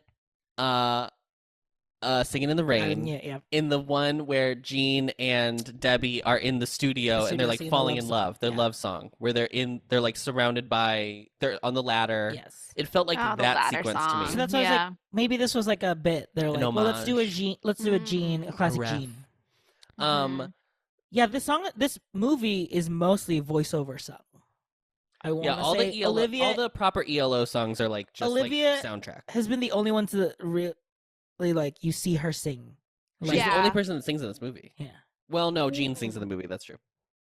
Yeah. Yeah, because we see in the 40s in the duet dance duo. Yeah, I mean, I want to say just on gut, but not having actually tracked the data, that like it's like maybe 50%. Yeah. Voiceover song, and then 50% we see them mouthing. This one I didn't mind. I don't know. For some reason, I didn't mind it in this. There were songs that I felt like as it was happening, I was like, I wish you were singing this. I would say like Coming Alive, like the Muses Coming Alive. I would have loved I'm that Alive, to be. yeah. I'm Alive. I would have loved for that to be sung. This one I didn't really feel the need. So I think it could work, but I think like intentionality. Yeah, I mean, I didn't like miss it, but also there's such little substance to Sunny and Kira's relationship. There is no reason they like each other whatsoever. Least, it's fine. Yeah, to at least see them sing to each other would have been something that they were adding. But yeah, I mean, that's, you were saying like it doesn't make sense that the movie doesn't give you a reason why out of all of the people that Kira has inspired, Sunny is the one that makes her. I mean, truly the least remarkable man ever put to film. And he like spoke in a monotone the entire time. Yeah. Wow, Danny, I didn't realize that I could do that. Well, it sure beats painting whatever. I mean, look, maybe they're making a commentary about love and how illogical it is, right? It's like there's no reason why this one man would be the one. But that's very sweet of you. I love that. That's so charming. That's so charming that you say that. So charming of you. You never know when a man will simply roller skate into your life, you know? So. But in this case, she roller skated into him. It's and true. kissed him and then ran She went away. and got her man. Yeah. Get your man. Get your man, girl. I just want to touch on this animated sequence that happens. Yeah. Thumbelina. Thumbelina. Because it is Molly. It is literally from Thumbelina. It looks so much like Thumbelina. It looks like Thumbelina because it's Don Bluth, who also does. He created the same house that did. He later in life does Thumbelina. Anyway, is that also who did Anastasia? Yes. Okay. He's a very specific art style. See, the visual language there was clear. Strong, has a point of view. Yeah. Would you have loved Xanadu if it was a full animated musical? Oh, 100%, Oh. 100%. I think a lot more than I liked this version. Yeah. For sure. Mm. I thought this sequence was crazy, mostly because I wasn't expecting it to happen. No, when it happened, we squealed. I was like, oh, and then I immediately recognized who did the art. But but apparently, Not to toot my own coccyx, but apparently they were like, they made it because they were like, oh, we ran out of time to film another song. No. Yes. It was cheaper for them to hire Don Bluth to animate this. company. Yeah, because you know famously animation is so cheap. That's again, wild. 70s, no remorse for like safety and also just like money. Like it's just like, Well, oh, and yeah. look, they didn't know how to pay their employees, as we reveal, because Kira is on the album cover, and immediately they're like, "We did not pay that person. I do not know where I she had is." no idea. But Yeah. we But are she going to looks mass print this, We are, this yeah, album cover. yeah. We're definitely putting her likeness out there for sure. Yeah. Thank God she didn't sign anything. Oof. So I wanted to talk about that because I just thought that was a very funny moment. The other funny thing that happens in this movie is all over the world, which is this goofaloof shopping montage. Okay. Yeah. Okay. Take it away, Molly. Take it away. Mannequins coming to life in this darkened shopping mall is the whiz levels. Pre the film mannequin. It is the whiz levels of I was about to making me say. Uncomfortable. want to crawl out of my skin. It was so close. I do love that we have established fears now of like RJ zombies, Yeah. Molly mannequins. It's like jewel tones in a night sequence where I feel like we are in a void Mhm. and then things come to life where they shouldn't have. And that's, mirrors everywhere. Oh, just God. mirrors. So you I don't know how just hate many it. there are. I love once they got inside the store, I was all for it. I loved it. But everything about that initial walk up with the mannequins, I wanted to throw my television to Because on the right side they were mannequins, and on the left side were all the actors wearing the same things. Yeah, no, thank you. No. They got you. At this point, when this moment happened in the movie, I was already just like, I was just letting it wash over me. Which is the only way. Like waves on a shoreline. Yeah, just Adam, like letting Adam it fully happen. just became one with the couch. And was Because just there like, was one point, I think in like the first 20, 25 minutes where I paused it and I was like, I just need to make sure that I understand this plot correctly. And RJ like looked at me and was like, okay. And then I reiterated what I understood and he was like, it's hard? "Yep, What's you going got on? it." And I was like, okay. And then as the movie progressed, I was like, I'm not going to take notes because I just feel like it's important to like live in this and kind of like marinate. As we said, the wind will take us away. The wind took us away. Yeah. So this sequence, I was like, sure, of course. Why wouldn't we do this? This makes sense for this. No other movie would this make sense, but this does. Yeah. I think they were trying to do this like costuming thing where they were like, it's 40s meets 1980. And to me, again, like I just didn't work. I don't see it. I saw it more with the wigs and the hair, like the Right. victory rolls into like the big disco wigs. I thought was interesting. I thought the wigs worked. It's funny because if they had made this movie maybe 15 years later, it would have worked better because that was like when ska was becoming popular, which was basically like a kind of resurgence of that big band sound again. Yeah. So almost as like we've been making a joke that like it was ahead of its time, but it kind of was ahead of its time just Yeah. in terms of like when that 40s style re-entered the like popular culture again. Xanadu with Gwen Stefani. I mean, Oh my God. Anaheim, Xanadu. Southern California. Xanadu. Xanadu. Wait, Xanadu. Ska. Xanadu. Oh, ska. Xanadu. Sorry. Xanadu. Yeah, that's what you're saying. Xanadu. Xanadu. Well, let's listen to a little bit of All Over the World.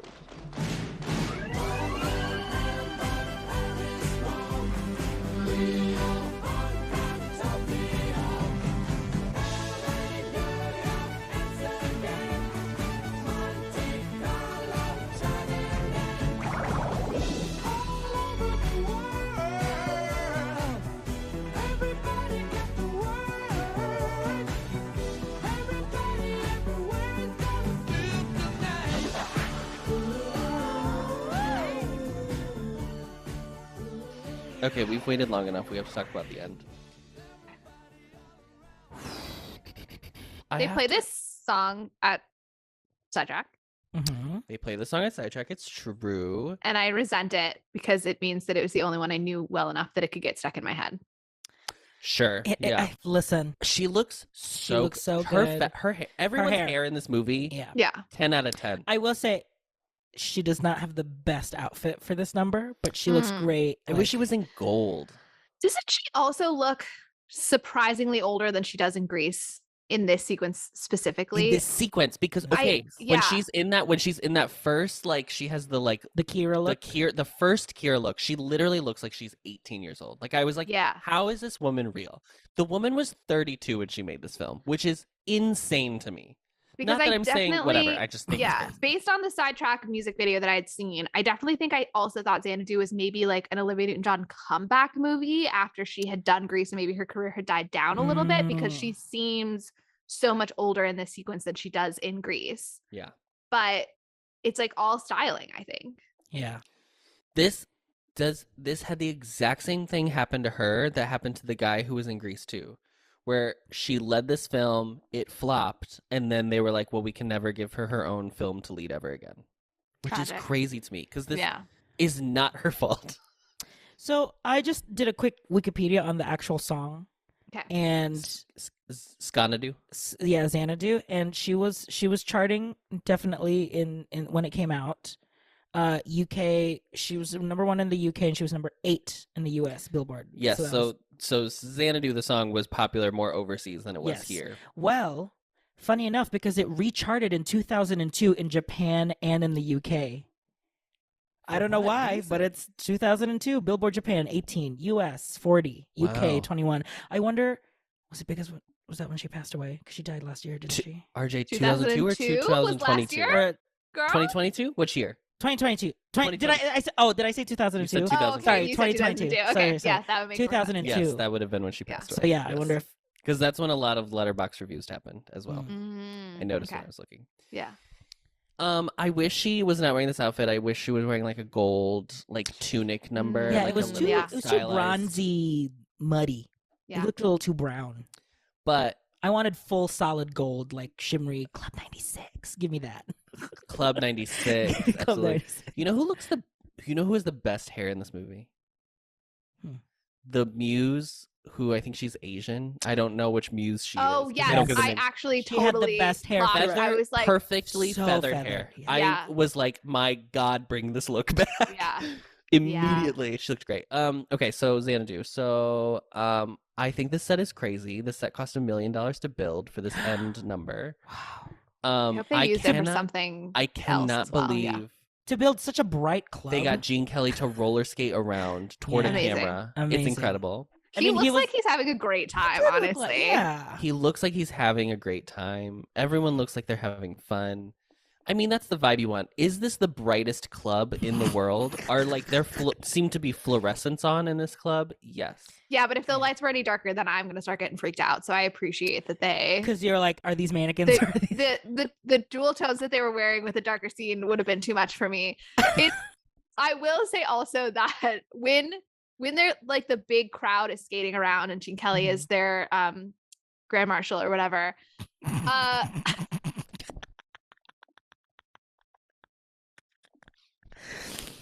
Was the majorette was the moment that I thought, oh my God, so many people worked so hard on this movie. Like seeing all of those dancers who learned that roller skating routine and like did it full out and believed that this was going to be something. It made me very sad for all the people who worked on this movie and like really. They were like, this is going to change the trajectory of my life. I almost don't even want to say anything when I say this. I was impressed by how diverse this group of extras was. Oh yeah, I do wonder if that's I don't want to say that, but like I just feel like we've watched a lot of films from this time period, and like it has never felt like they've gone out of their way to put. I felt a little bit like they had one Black person in every single scene. Like it was a very like 1970s version of like we have one Black one, we have one Asian one. That's it. And then everyone else is very white. Representative. So like type. Better than it could have been, but very tokenizing too. Sure, I guess I just feel like everything else before this is like Grease is 2 years before this, and I don't think there's a Black person in the movie. I'd have to rewatch it, and I don't want to, but I'd have to rewatch it to be sure. But But we have to rewatch it because Molly's never seen it because she's never seen never it seen in Grace. this iteration of Showgays. I think the craziest part of this whole sequence is the country western portion. I completely forgot that they did It's different so genres. good. And you just reminded I me that they did. Could not believe, because I've only seen the like version they do at Sidetrack, which is just like the main. They cut it. Yeah. They cut all of the different genres. They go right into the space look at the end. I Yes. honestly can't believe that they cut out the different genres of sidetrack. This feels like that should be the portion that is. In fact, I had a It discussion is. question in here that says, it should the part that they pull be what they play at sidetrack. And I have Should that be other the only song they play at Sidetrack? propositions. Yeah. Should Musical Mondays just turn into Xanadu Mondays? Yeah. I thought it was I just was like so shocked when it happened. I didn't know how to my body didn't know how to react. I voided my bladder. I couldn't believe it. Anyway, let's listen to a little bit of Xanadu.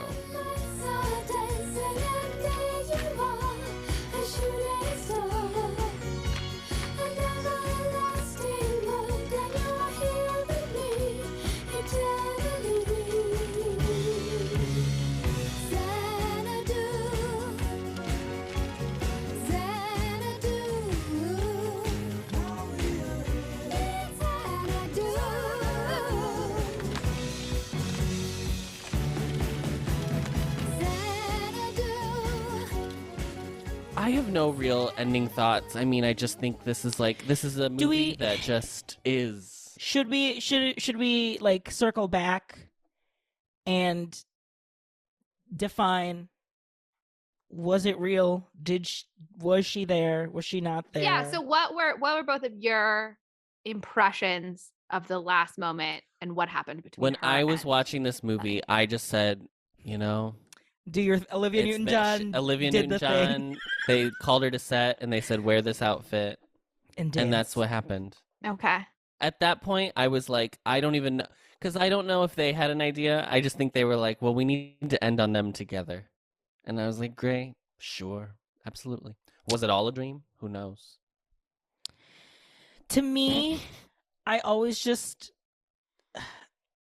now after our discussion, I will agree with you, Molly, that it was like she came back as like the spirit of what the club could be, what the potential of this club is, and that's why she sings the song. She does the different genres. She becomes Space Queen at the end to like just show what this could be. I never connected then all of that disappearing, and then you basically like leave Sonny on his own, and then as like just normal people dancing start creeping in, that like, oh, this is just like a nightclub where people dance. And then he sits with Danny, and Danny's like, I think we did a great job, blah blah blah blah. And then there's Kira. I always assumed that this was all part of the god magic, that like this is her coming back. But then when she disappears, it's more like, well, how does she actually manifest in the reality of like, now the opening is done, where is she? And she's just like a normal person now. So I do think it is her. I do think that it's a fresh start, it's a reset. But Yeah. I'm taking it as like she gives up being a muse to be. So you think it's a permanent? I think She so. is no longer a muse. Wow. Zeus and Hera, I assume. Which, oh my God, could not have gotten that dynamic more wrong if that's what they were going for. Well, I read this whole thing about how it might not have been Hera, it might have been the Muses' mother, but it doesn't matter. Yeah, but it's he said like she made the Hera or the mother was like, I confused this word with one word, and then Zeus did the thing of like, I confused one night or a lifetime Forever. Forever. Mm-hmm. You think that was foreshadowing? So of I her think it was choice foreshadowing to that give up he- her immortality. Yeah. Wow, profound. To be a cigarette girl. Well, I really thought about Jill Dolan's notion of utopia and performance when I watched this, and I thought about how Xanadu can exist, but only in these fleeting moments of, within the nightclub, within a performance, Yes. within just moments in time. And that for Kira to be a woman who Sonny can truly love, she must become somewhat mortal. So maybe I'm agreeing with you, RJ. I guess I didn't think about whether that was a permanent choice, but I thought that maybe she had to give up being a muse Musing. for the time. She had to give up musing for the time that she is with Sonny. Yes. Perhaps. And I hope that's true because I think it is. You want to believe in true love?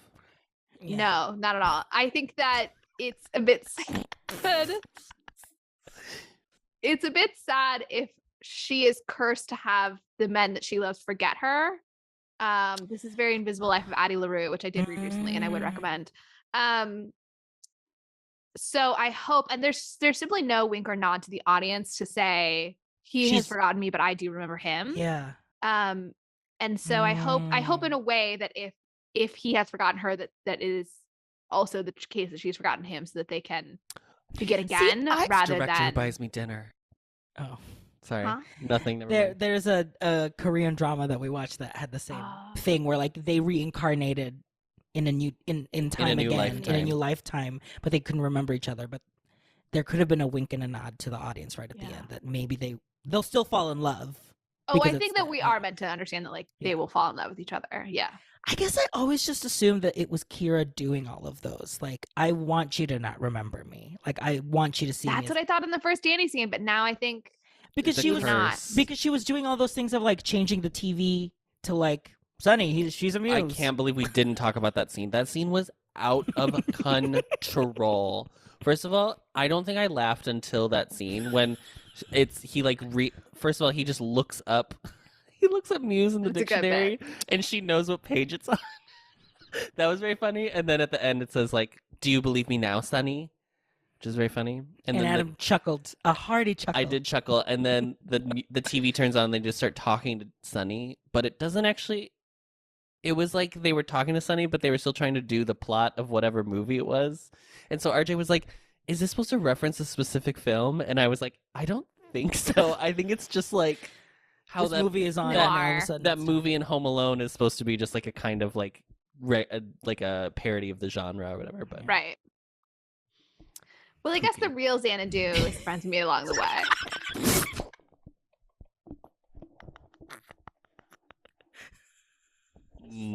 That's beautifully said. Thank you to the Muses. The place where you see only one track of the list. One's true. And I took the Xanadu, the less traveled by, and that has made all the difference. There was only one Xanadu on the sand. We go to the same joke every time. I hate it. I hate it so much. We're moving on. So critics gave this a 30% on Rotten Tomatoes. As we said, it was generous, honestly. From the New York Times, Janet Maslin says, "The director, Robert Greenwald, has filled the movie with bright colors. People often turn into beams of light or are surrounded by neon-like coronas." What a wonderful use of the word corona, by the way. Virus. There are dozens and dozens of costume changes, lots of dance numbers, even an animated segment midway through. Like The Wiz, though, Xanadu is desperately stylish without having any real style. A dance number featuring two teams of dancers, one group dressed as punks, the other in 1940s garb, winds up a terrible mess because the two groups aren't dressed or choreographed to have anything to do with one another. I mean, I've said a lot of stuff about The Wiz, but it doesn't have its own real style is not something that I think you can fairly say about it. Yeah, I think the style is black it's culture. Disturbing, but it's clear. Sure. Not the black culture part. The animated, yes, the reanimated stuff. The puppets. The reanimated puppets. Yeah. From the Chicago Sun-Times, Roger Ebert wrote, "The movie approaches desperation at times in its attempt to be all things to all audiences. Not only do we get the 1940s swing era, but a contemporary sequence starts with disco, goes to hard rock, provides an especially ludicrous country and western sequence, and moves on into prefabricated new wave. There are times when Xanadu doesn't feel like a movie fantasy, but like a shopping list of marketable pop images. Samuel Taylor Coleridge dreamed the poem Xanadu, but woke up before it was over, a possibility overlooked by the makers of this film." Damn, Raj. Interesting. Wow. Hold on. That's a new layer of the ending. Does he wake up? Is it a dream from which he awakes just as he sees the cocktail waitress and he can never know if she remembers him or not? Another possibility. And then from Variety, this was just Variety staff wrote, "Xanadu," this is the funniest, "Xanadu is truly a stupendously bad film whose only salvage is the music. Olivia Newton-John plays a muse first seen with her 8 sisters painted on a wall. Suddenly they all come alive with glowing stuff all around them, singing and zipping hither and yon, apparently looking for a script that will never be found." Wow. And they said, "Don't put my name on that. I just want the so words funny. to tell the story." 6 characters in search of an author. You know what I mean? Yes. I'm just seeing how many Waiting for references we can throw into this one episode. It's gonna be our most reference heavy. I would love to do six characters in search of an author, but set as the Xanadu Muses. 6 muses in search of an artist to inspire. Oh, set in like 8 their muses because she's 8 already muses. found. I get what you're saying, but yeah. No, we caught Sunny. No. But set it literally in front of this mural, Venice Beach or whatever they are. That's like part of the LA. curse is that they can't leave just like that block. Yes. So they're just yelling at like rollerbladers. Mhm. But what do the people say on Letterboxd? Well, on Letterboxd this has 2.8 stars. Again, generous. Generous. They're like a lot of these don't have actual ratings. People didn't rate them when they reviewed them, but Demi who cares? Demi says, sit through the credits for a fun surprise. Parentheses, every crew member is credited as cocaine. Carter gave it 5 stars and said, we have no choice but to Xanadu. Absolutely. Which is great. That's the one. Laird says, stray thoughts. I strongly suspect that this movie, released in August of 1980, was directly or indirectly responsible for Ronald Reagan winning the U.S. presidential election that November. When I read that today at the office, I laughed out loud. Yeah. And Ellie said she's a 10, but her dad is Zeus and she lives in a brick wall.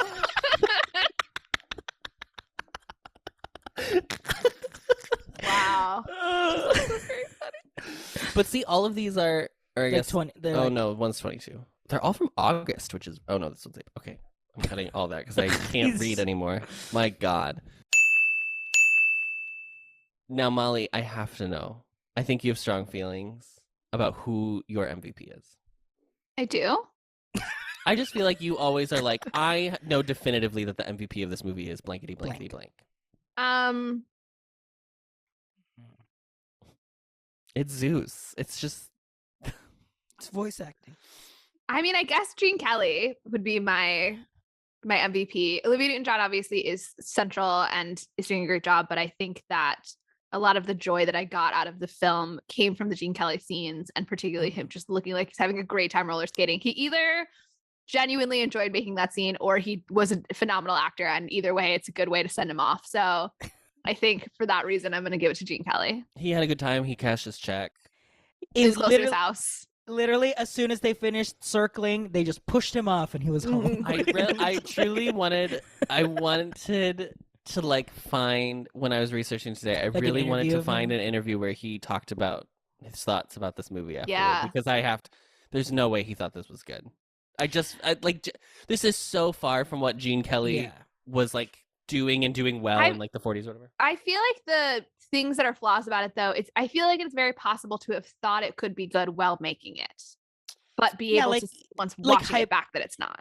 You're so like caught up in the excitement. I don't know, because they were writing the script as the movie was happening. That's true. And Kenny Ortega has some quote where he's like, I approached it in a very haphazard way. So like probably if the choreography was like not on point, he probably knew it was not gonna be good. Yeah. There was that interview that we watched, a little bit of like Olivia Newton-John saying that like, they were constantly making rewrites, and like the director was just like, say this, say that. There's another story where the producer locked the screenwriter in a room for 72 hours and wouldn't let them out because they needed to finish the script because they were in the middle of shooting the film.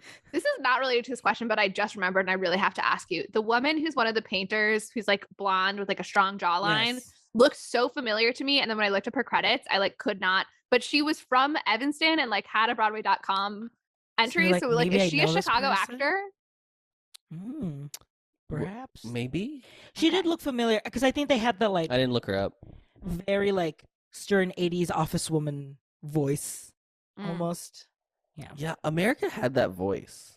Americans had that voice when they didn't have like their regional dialect, which a lot of regional dialects in this country have like gotten dissipated over time. But yeah, I'll pick Olivia Newton-John because I want Adam to pick someone that's not. Who do you think I'm gonna like pick? The other two. I don't know, but I'm gonna pick Olivia Newton-John. She is the moment. She looks great. She sounds great. She looks incredible in this movie. Her legs look great. I don't know.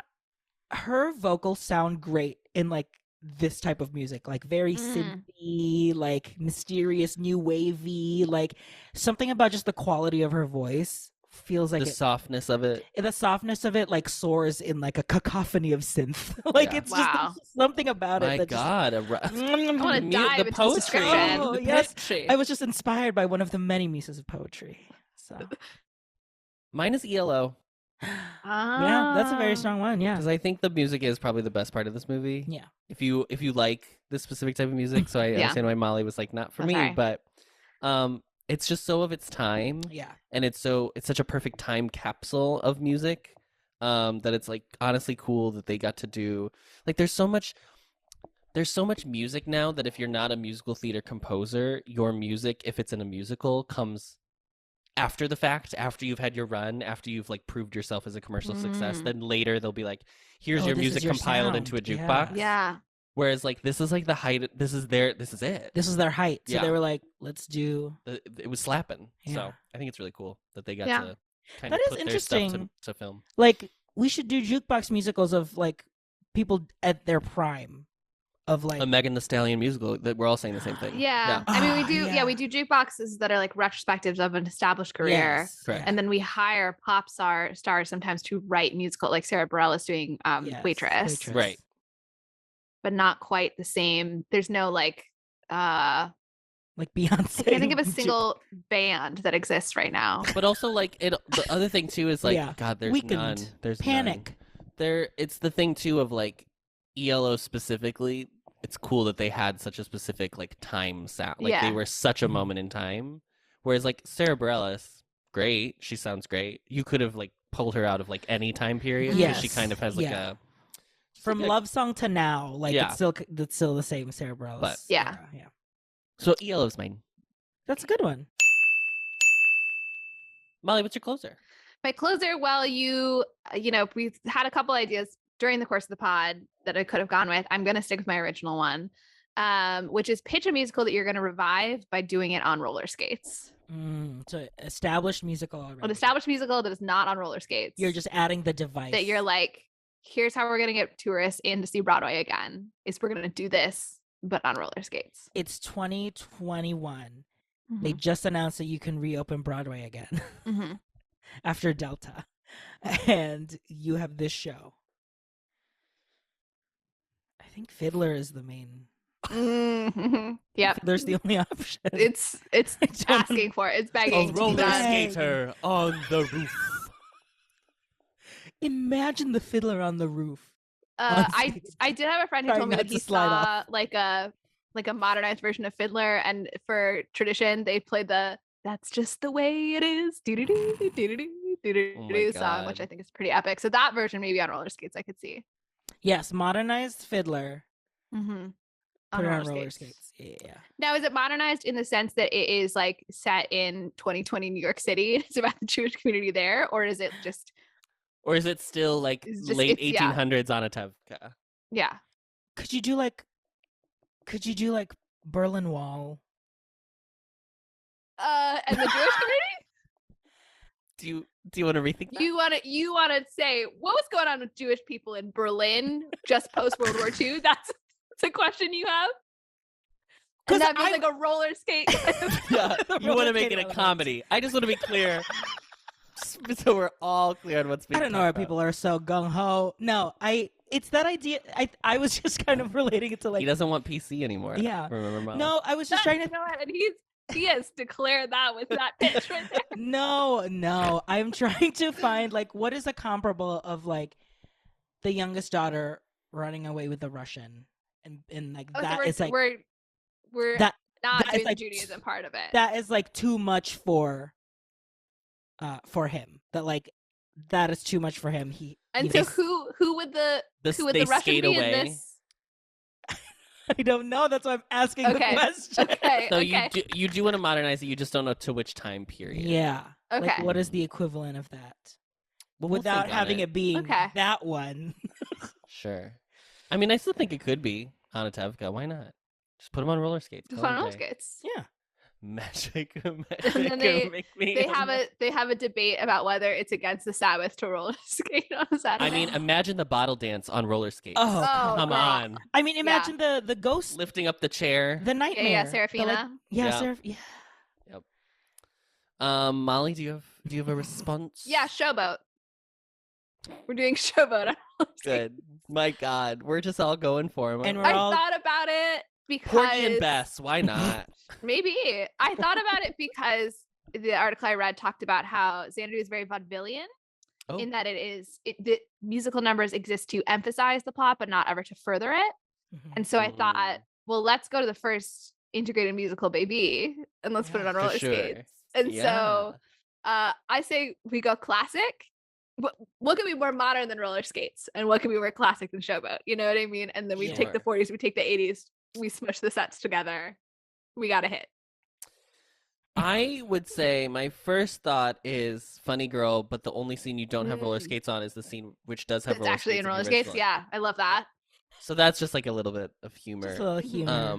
But Thanks, Dolly. I think my actual answer is 42nd Street because like making them do the tap, but also roller skate would be cuckoo bananas. Do you know what I would love would be if it's just that they don't tap, but then we just listen to the sound of people tapping. Yeah, just like a soundtrack of tap. Well, the actual dancers are just roller skating around. Just gliding around the stage. Yeah. I mean, actually, also genuinely, because you said Funny Girl, I'm now thinking that Hello Dolly would slap on roller skates. I do want to see that actually for real. Well, because here's the thing. Here's the thing. No, listen, because here's what you do. Yeah. Hello Dolly, Harmonia Gardens becomes a Sonic. A dine-in. A drive-in restaurant. Yeah. Where they have to come out. We're only doing it there. I feel like Sunday Close on roller skates is all. Oh no, we're doing it everywhere, but like that's the immediate, like the waiters on roller skates. What waiters are on roller skates? So just Harmonia Gardens, it's like we got more cast members on stage than you ever thought you could fit people roller skating on one stage at one time. So it's like the scale. Okay, gotcha. We have to have, we have to have a massive set because we have to have multiple cars on stage. Well, they would have literal cars. They would just take out the entire orchestra. No orchestra seating. It is just. We're not gonna make. We're gonna have a negative profit. Exclusively balcony seats. No, it's only balcony seats. So you're just like, oh my god. Well, so you can see the formations. Yeah. Because it's going to be a full Ziegfeld. We just rent out a roller derby rink and we do Hello Dolly there. Found theater. Found theater. Site specific. Site-specific. I don't think found theater is a thing. You can't find theater. You have to put it on. That's like one constraint of theater is you have to have like intended to do it. But yeah. I think like this movie is found theater, honestly. Yeah, I think it's the truest adaptation. Like, oh, look at that. They found this auditorium out of nowhere. Mm-hmm. Well, that was all we had to say. When they make Hello Dolly in roller skates like years from now. Yeah. Do we get credit? I can't wait for us to sue because we're gonna 15%. I'm expecting 15% just for the idea. Start drafting. Start drafting up our copyright on that trademark. Not a trademark. You have to apply for a trademark. Patent. Sue them under employment law that we didn't have an opportunity to apply to direct there you go. Hello Dolly on roller skates. Let's get them all, baby. Let's take Schubert down or whatever organization. Look, who knows what the law will be in 15 years when they do this with the Supreme Court we have now? You know what I mean? So like there'll be something we can sue them for. Yeah. This is a holding court. RJ, take us away. Xanadu,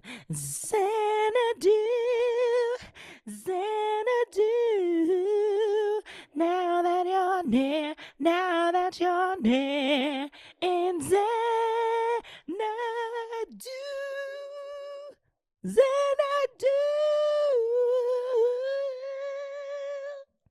Wow. Thank you. Thank you for listening to the best revival of a podcast, Showgays. You can find us on social media. Adam is at Adam Noecker on Twitter. RJ is at RJ Food Rocks on Instagram. And Molly is at Molly Matiny on Instagram. This episode was edited and mixed by Adam Noecker. This has been an Ampliverse production. You can find our show page and more information at theampliverse.com. If you'd like to send us your own takes on the movie we just watched, reach out to us via email and we might read it aloud on the show. Our email is showgaysmoviemusical@gmail.com. Don't forget to follow us on Apple Podcasts or wherever you find your podcasts. And as always, rate, review, and subscribe to help others find the show. And now, as always, the show must go on, so stick around to hear what we're going to be watching next episode. Warner Brothers is proud to present Lucille Ball, the most versatile actress of all time. The Lucy that is warm, funny, and glamorous. And the Lucy that is loving, passionate, and spirited. in the multi-million-dollar production that took 2 years to capture on film, that grand musical, Mame. It's a time for making merry. Mame is filled with excitement and fun. That's a new rhythm. Whistle a new song. Mame is a comedy. Mame, darling.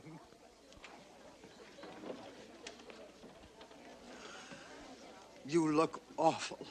Vera, my old friend. Mame, I never dated the same man you did. How about Carlo, the sexy Argentine, the one with all those shoulders? I never dated Carlo. I married him. I never dated him. Remember. B. Arthur, that unforgettable actress who became an instant success as the TV character Maud, is now recreating her role as Vera from the stage show. Mame is a love story, and co-starring with Lucy is Robert Preston as Beauregard. Are you trying to tell me that I have ever given you reason to be ashamed of me? You and your crazy friends. My friends are not crazy. The moment that he needed me, did I ever turn away? Would I be there when he called? If he walked into my life today? Mame has its tender moments, as well as its cheerful ones. Need a little laughter, need a little singing, ringing through the rafter, and we need a little snappy, happy ever after. Need a little Christmas now. Above all, Mame is a musical extravaganza. These are just a few of the musical delights in store for you. Lucy is sensational as she sings and dances her way along as the super special lady, Mame.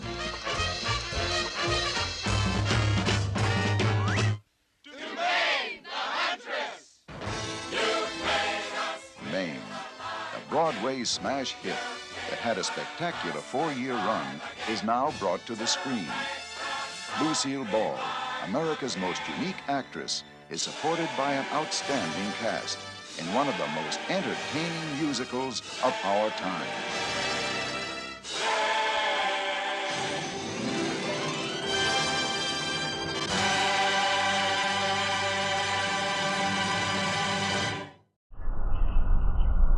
Discovering voices, building worlds.